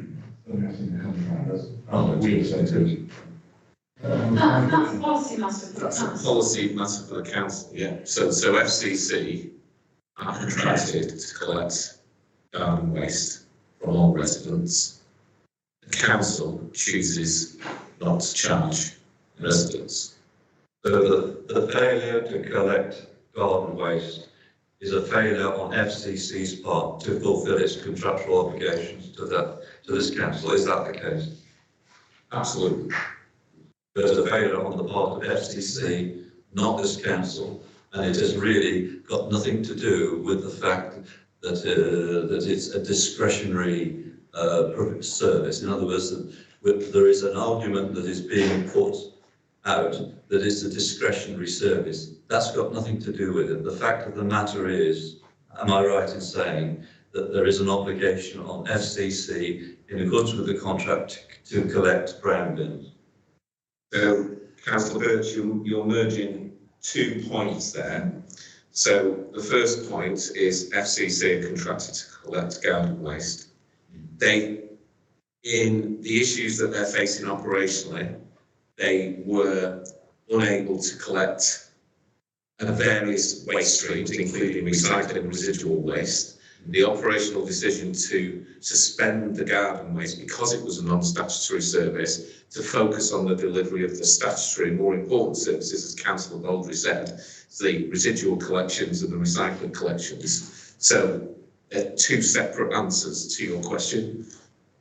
My other question is that there is in the recommendation and it states agrees to continue the suspension of the garden waste collection until spring 2022. How has it been arrived at that it be spring 2022? How has that period been arrived at? Has it been arrived at as a result of a request from FCC, or is it a decision that's been taken without reference to FCC? That is a recommendation of officers on the basis of, and you'll recall from the conversation at Overview and Scrutiny, which you examined FCC yesterday, where we had the conversation about on their current recruitment rates, because part of this is down to the fact that they haven't got the staff to fulfil all contracted services. So you had that conversation with the operations director from FCC about, well, it would take you on the current way you approach recruiting staff, it will take you 6 months potentially to fill those posts. So that ties in with that, but it also ties in with what would effectively be the growing season, in effect. So am I right in thinking then that this is not being proposed by FCC, it's actually what the council is proposing? This is what the council are proposing, because FCC are still unable to start that service. If they could, so we could insist that FCC restart that service, but they have the same number of resources that they have, as we discussed yesterday, so they haven't got enough resources to resource all their contracted services, back to your point. So if we start the garden waste service, then other services will then suffer. So what we'll then find is we will have even worse service for residual collections and recycling service collections, and we probably won't get a full garden waste service as well. So it will degrade the whole services, all the services that we're offering. And the final question is, this is the final. Can I just make a request that you don't rehearse things that were rehearsed yesterday? This is nothing. This, Graham, was not covered yesterday. Okay, this is not covered yet. There was no mention at the meeting yesterday about spring 2022. Right, there was no discussion on that. My final question is this, is that if the garden waste collection is going to be announced that if this is passed, that it's going to be suspended until spring 2022, wouldn't it be better for FCC to send out a letter to the residents, because this has been caused by their failure and it's not the failure of this council? Wouldn't it be better for them to send out a letter of apology to residents rather than this council? I would rather legally refer that to members to make that decision. That's okay. See that? Yes, you mentioned council. Answering some of Councillor Birch's point, the reason spring 2022 was in there because I thought we had been leading residents along for too long. We kept on saying a decision will be taken at the next executive, the next executive. I recommended we use spring 2022 because many local authorities suspend their garden waste service during the winter months. Not a lot is going to be created during December and January. So we're going for spring 2022. On the question of the letter, this is a decision by this executive, and I feel that we should be sending the letter out. We've got all the material, if the executive agrees to send the letter out. We have all the material contained within the paper. It will not be a difficult letter to write.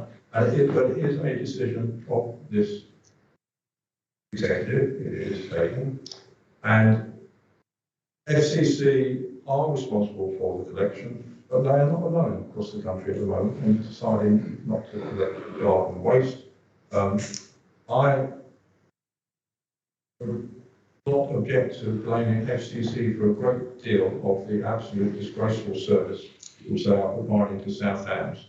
But the garden waste decision was taken by this council, and I feel the letter should come from us, not as an apology, but as an explanation.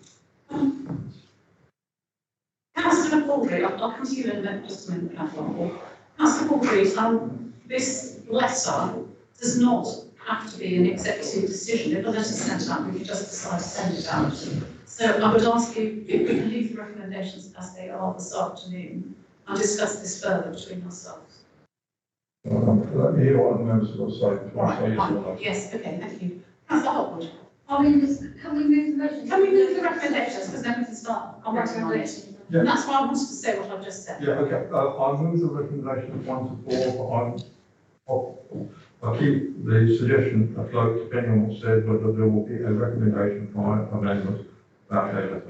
Yes, I just want to make it clear that we shall have to go into part 2 when we discuss recommendation 4. Right, second, thank you. Councillor Hopwood. Thank you, Chairman.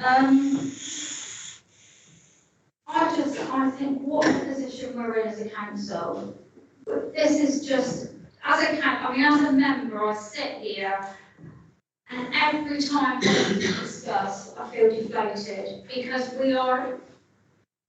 we through our contractors are letting our residents down, and I suppose at the end of the day, the buck stops with us as a council, although we have this contractor now. How, with regards to the garden waste, it galls me to say it, but I don't think you can wholly blame FCC for the problems, because the problems are to do with HGV drivers, and the problem is that if we take they just scrape it, and I think Mrs. Moody's doing a fabulous job, and Mr. Molyneux with getting waste collected, although I know they're still missing bins, etc., and that's another problem, but we are slowly getting on top of collecting our grey bins, and I wouldn't like to see any focus taken off that. I think they've got the bare minimum of HGV drivers to clear the general waste, and our superbly high quality recycling.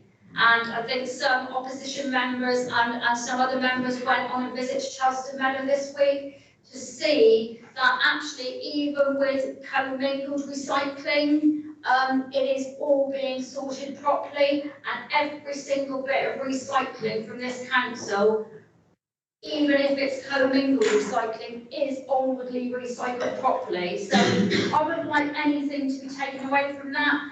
And it pains me to say that the garden waste suspension, and I would support the recommendation for it to be suspended until spring 2022. But it makes sense. But I think what we do owe is I wouldn't think it's a contract requirement of FCC to send letters out to our residents. I would think it's a requirement of us as a council. And I think what we should do is, I agree with Councillor Baldry, we should send a letter out to our residents and use that as an opportunity to explain why we're at this position. And although residents may, I think we can explain why we're doing things till the cows come home, but if Mrs. Smith isn't getting her brown bin emptied, she's still going to think it's a problem, that it should never be a problem. But I would like it to be an opportunity for us to try and explain to our residents what we have done, what we are doing, why we're in this mess, and just explain that the brown bins cannot be emptied till spring next year. I'm sure all of us as members are in contact with our residents, and Is it the be all and end all if the brown bin doesn't get collected till next spring? I'm sorry, I think there are worse things that can happen in life than the brown bin doesn't get collected. It's not very pleasant. And it does, I don't know if it smells at this time of year, composting, garden waste, but I wouldn't have thought it does. There's no heat at this time of year. So it's not going to be fermenting or composting or whatever it does. So I would think if you're going to suspend it, now is the time to suspend it. And as long as as long as our general waste and our recycling is still being collected, I think there are worse things that could have been done. And we are the only council that doesn't charge for garden waste collection. That still doesn't mean that we shouldn't not be collecting it. It just means that I think our residents need to understand and why a lot of other authorities are still struggling to collect their garden waste. It's because actually there's a contractual obligation between the council and the resident because the resident's paying for a service. So they're obliged to collect it. And I think in some councils it's actually to the detriment of their general waste because they're paying for a service. So that's really all I have to say, but what a situation we are in this council, and it's the worst situation I've ever been in. FCC, I'm not going to start. I said everything I thought yesterday, and I'm not going to repeat it today, but our residents deserve so much better and so much more, and they are not used to this absolutely shambles of a service they're getting, and I shall leave it at that. Councillor Maston. I wanted to endorse something that Councillor Baldry said, which give special thanks to Mrs. Moody and Mr. Murillo, who have worked so hard on it and are still working hard on this waste problem we have. But I also want to thank Councillor Baldry for what he's done. As he said, every day there is something that he has to deal with. I can't remember what you said about if you wanted a private collection of your brown bin. How much was it going to cost? Well, not ours, but in certain parts of the district, people are offering to collect one brown bin or between 10 and 14 pounds. And we were doing that for free. So, but having said that, it is a sorry situation, and I feel reluctant to vote for recommendation 2, but I have to because that is our only option at this time. And it is a sorry situation, but I'll stop there. I won't say anymore. Councillor Hawkins. I agree totally with what Councillor Hopwood has said, and Keith and Councillor Baldry and Councillor Bastone, so I won't go on for too long, which you'll be very pleased to hear. We are where we are, and unfortunately, this is the best option that we've got to ensure that the core service which our residents do pay for is maintained to the best of FCC's capabilities. That's the most important thing. In my patch, and I'm not being parochial, but my patch, we don't seem to be having so many missed collections as we have been in the weeks beyond. So to actually prioritise the general collection, yeah, that's the most important thing. Sadly, this has to be done. We have no option. I do support that we do send an update to all residents on where we are and why we're here, and why we're having to suspend the garden waste. I think our residents deserve that to be clearly said to them why we're doing what we're doing and where we are, because it's important that they know that we as councillors and Southampton District Council officers are doing their best possible work to achieve what we all want, which is a 5-star rated recycling service, which at the present moment we're not getting because of FCC. So that's what I've got to say. Thank you. Councillor Hollow, do you want to say something?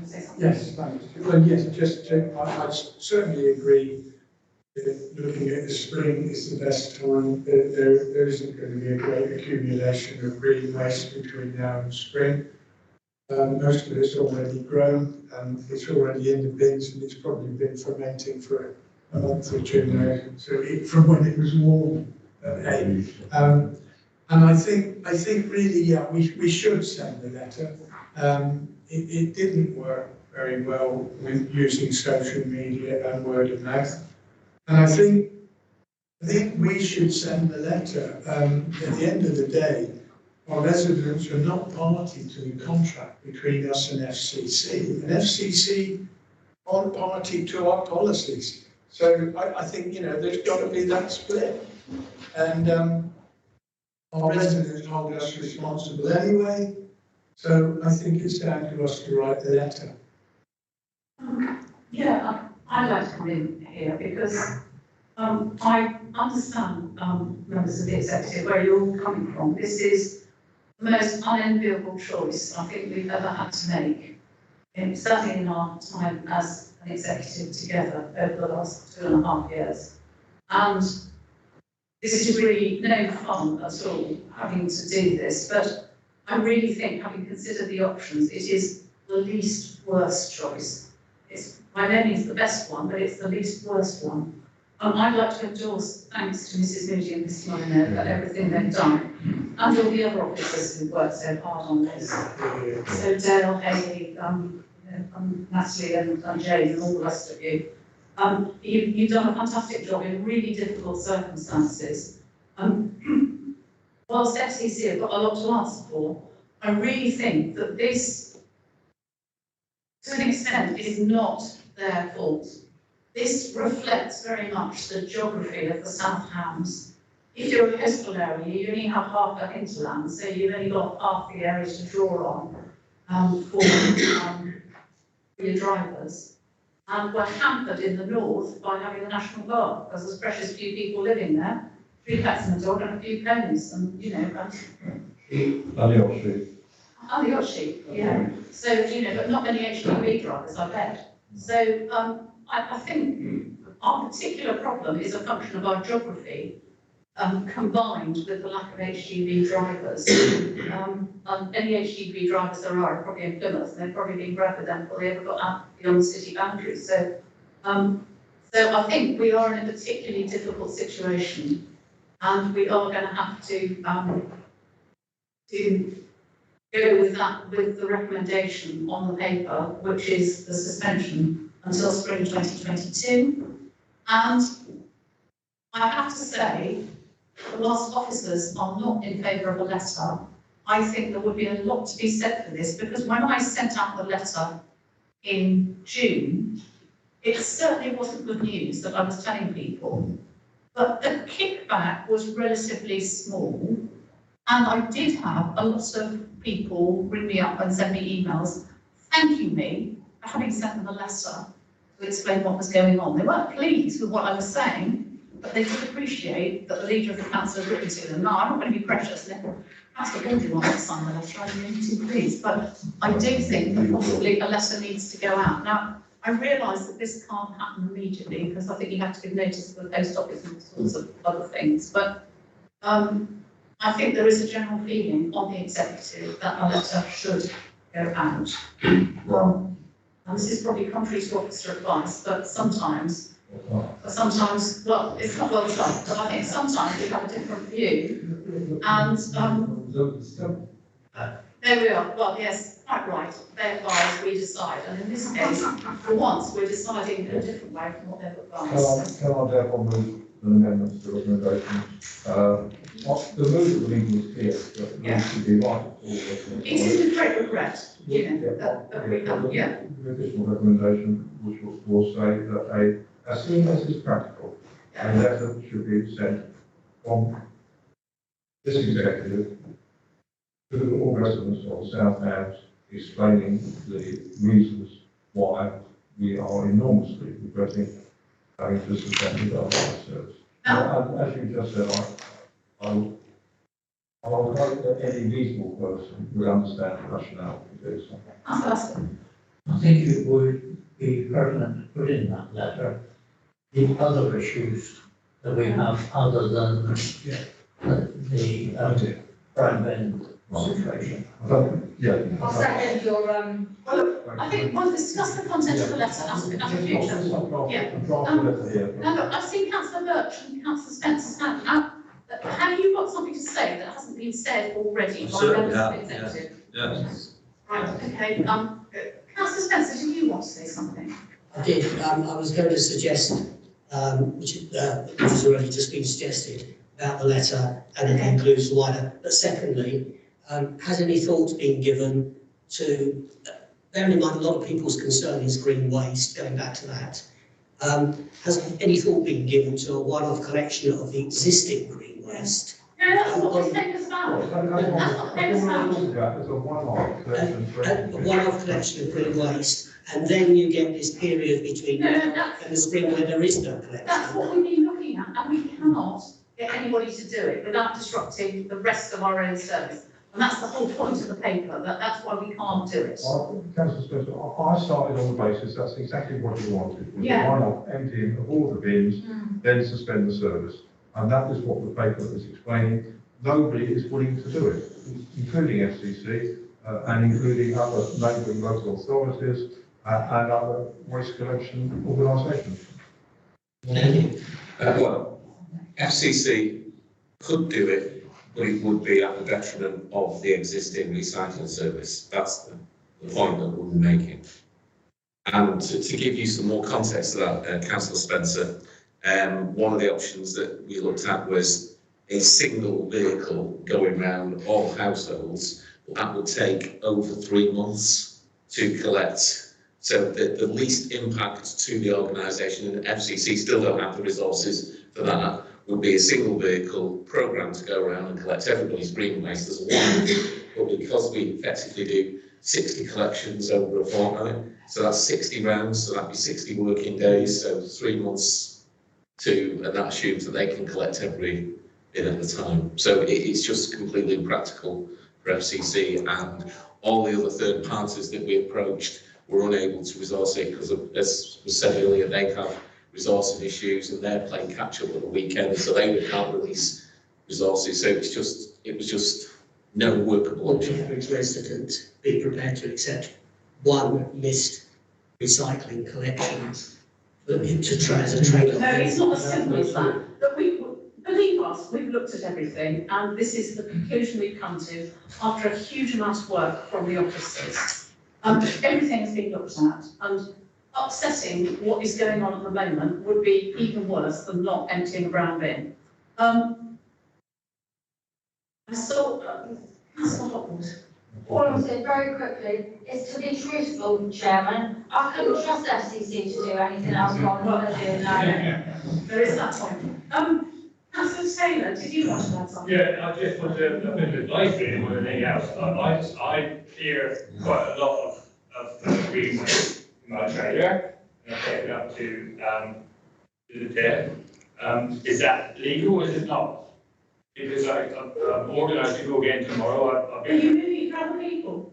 I think you need advice from officers on that. That's what I'm asking for. Well, actually, you can go outside the meeting, I think might be a good idea. Yeah. We've got Councillor Rowe coming in, yes, please. No, I've seen them, but.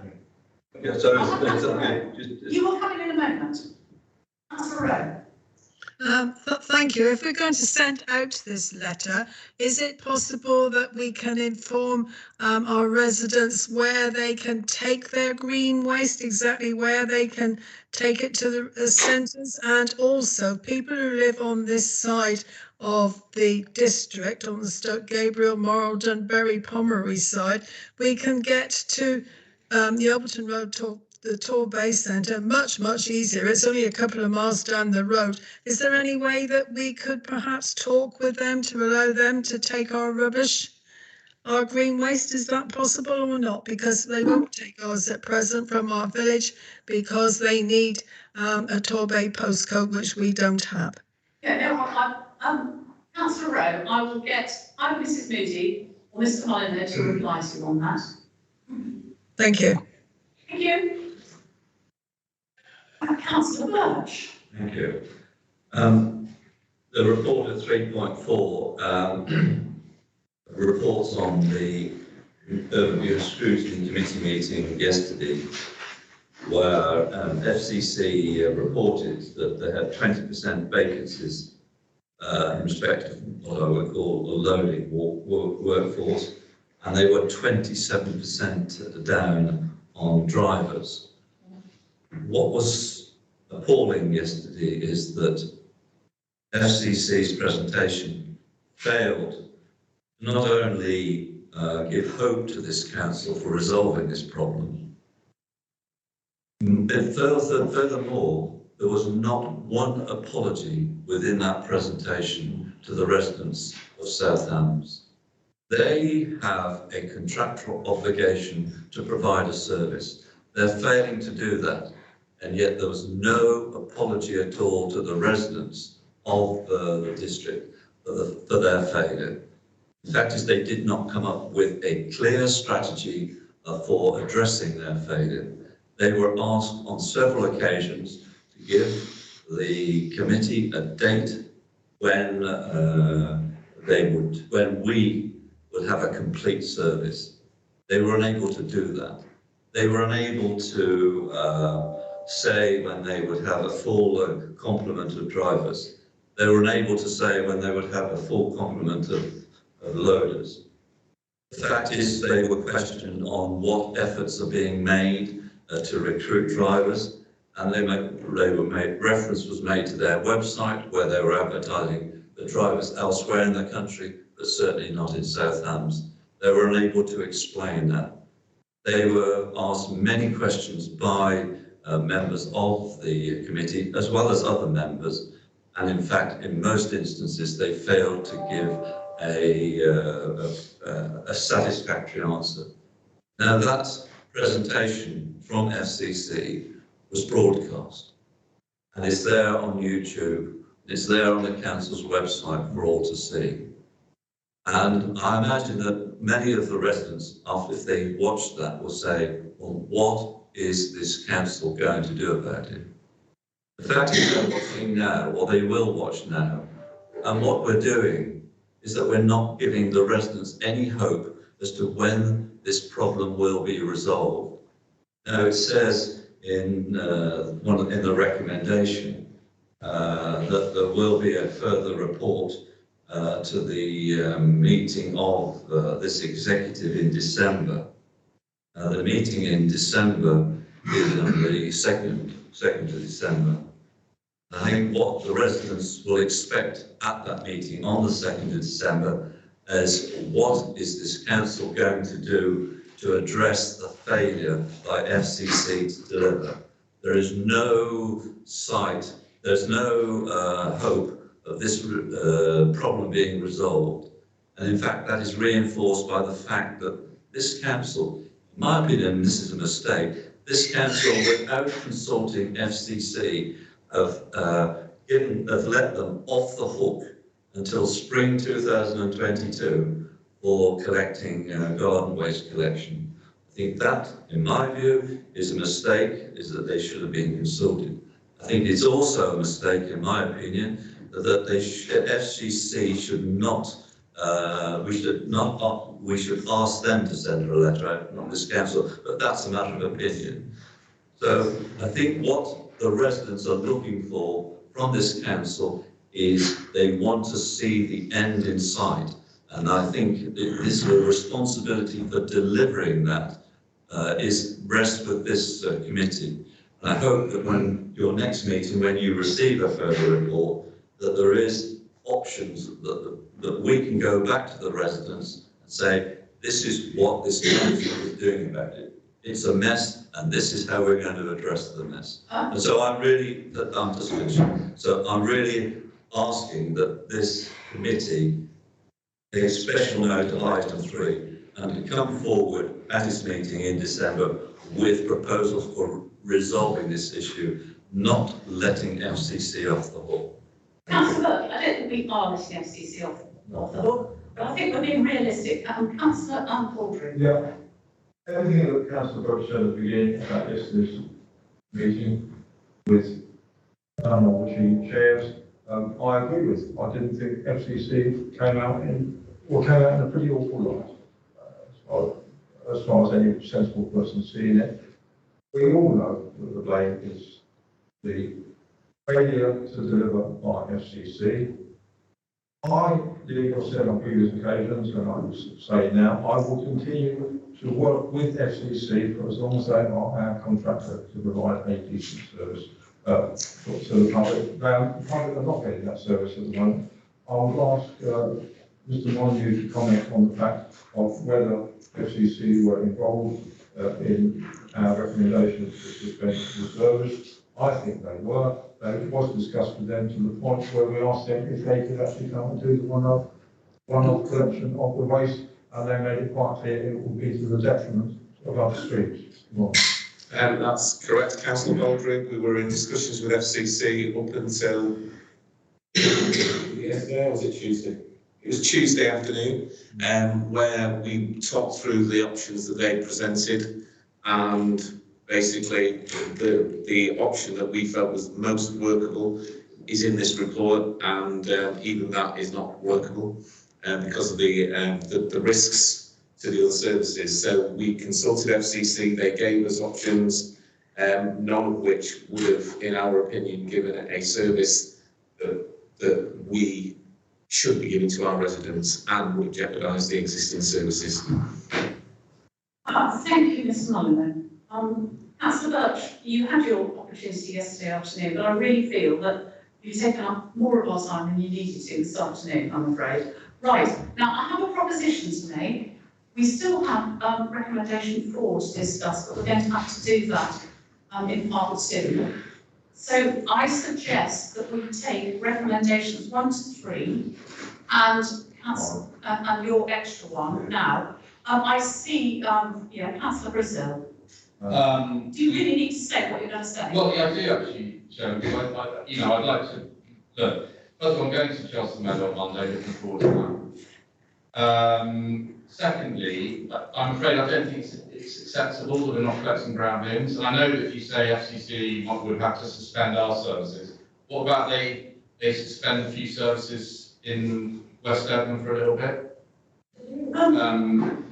Just because at the moment West Devon is not getting anywhere near the kind of problems that we're getting.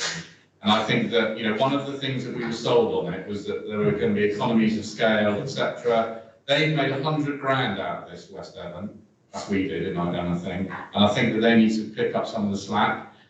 I'd also say that what you're doing is you are, when we do actually collect the brown bins, there is going to be chaos again, because I can assure you that we will not have been collecting brown bins in the state that they're in ever for this council, and they are going to be incredibly heavy, full of and I just think I think we're storing up problems. So I think we should look again at it, if I'm perfectly honest.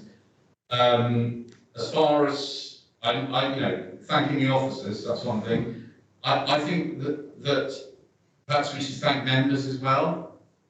They've been working incredibly hard, having to deal with 10 or 20 emails a day with people concerned about their waste, without being able to give good answers. We are the front line. We turn up at our parish councils and get it in the neck, to be honest. And I think, I've done as much as I can to shield officers from that kind of thing.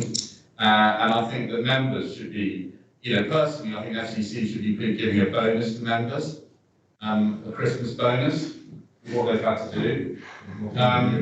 The letter, I'm slightly concerned about the letter, partly because I've heard things said in here, like, well, the brown bins, it's not really their fault. It is their fault. I thought yesterday, when Steve Longdon was unable to tell me what numbers were they expecting to be able to deliver the service, he said, well, I haven't got that on me. I very much doubt he didn't have them on him, but what he didn't want to say is that they embarrassingly underestimated the number of drivers and handlers they would have needed to do the service. And that is where the problem comes from. Not from the fact that we can't get HGV drivers or whatever, or we can't employ staff. It's because they grossly underestimated the number of staff we would have to do to fulfil the contract, and they are suffering the consequences because of that. So anything in the letter that implies that somehow that they've got off the hook because of COVID or whatever it is, I think it's, or Brexit, whatever you want to blame, I think is that they should be absolutely blamed. You signed a terrible contract and they're not able to fulfil it, and that's what the letter should say, quite frankly, in my view. I'd like to know who's paying for it as well. I very much hope that we're not paying for it, and it's not seen as an opportunity, as some kind of propaganda exercise with this council. Anyway, I think that's what I want to say. My main thing is, I do not think it is acceptable to not collect ground bins until April. My view is I get those two gentlemen down here, I get them working throughout Christmas, every day of that meeting, including Christmas Day, collecting ground bins and doing it. That's what we would expect if it was in-house with officers, the senior officers. I don't think my FCCC should be any different, and we shouldn't let them off the hook. Because those gentlemen presumably went off on their way to Norwich or wherever they go to, thinking, oh well, we've done it again. I think I'll leave it there, thank you. Yes. Do you want to comment? No, I think we should move on, Chair, and take the recommendation. Taking the votes, Well, yes. just 3 quick points on what Councillor Brazil said. I'm enormous in my admiration for Councillor Brazil, but I do not think he is naive. It is not possible for anybody, whether they are a member of management or anyone else, to drive a waste vehicle around our streets and empty the ground bin. I'm also, Leader, I'm not a ground person. I would be happy to have any suggestions from Councillor Brazil, which are practical as to an organisation which actually can become available, despite the fact that our officers have searched like mad to find an organisation which is willing to do a one of emptying of the bins. And finally, as an aside, a visit to the Chelsea Meadows was not just for opposition members. The offer was made to all members of the council. There was, I didn't mean to sound, I'm sorry. Anyway, so I move to the vote. Okay. Well, so we are now voting on recommendations 1, 2, 3, and 5, which is your extra one. Yes. I wish Councillor Hopper second. Councillor Hopper second. Yeah. Yes. Okay. Right. That's unanimous for 1, 2, 3, and 5. Thank you. So I now have to exclude the public and press. So we need to consider the following resolution to exclude the public and press, that in accordance with section 100, brackets A, brackets 4, the Local Governments Act 1972,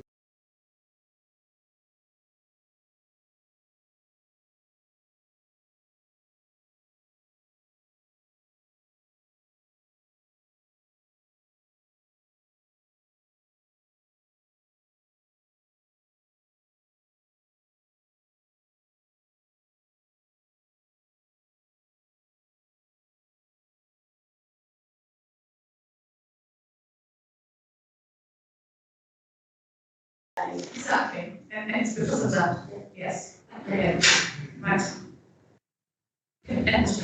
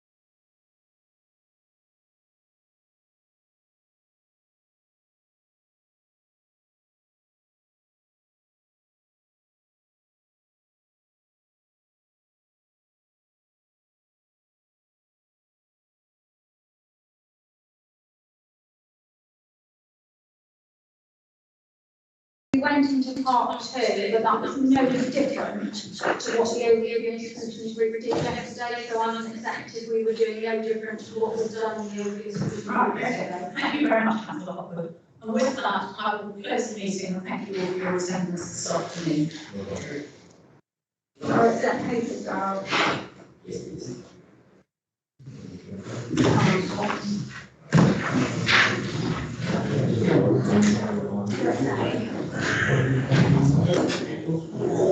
You all right? Yeah.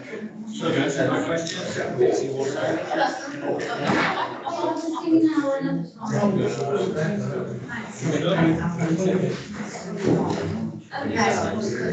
Okay.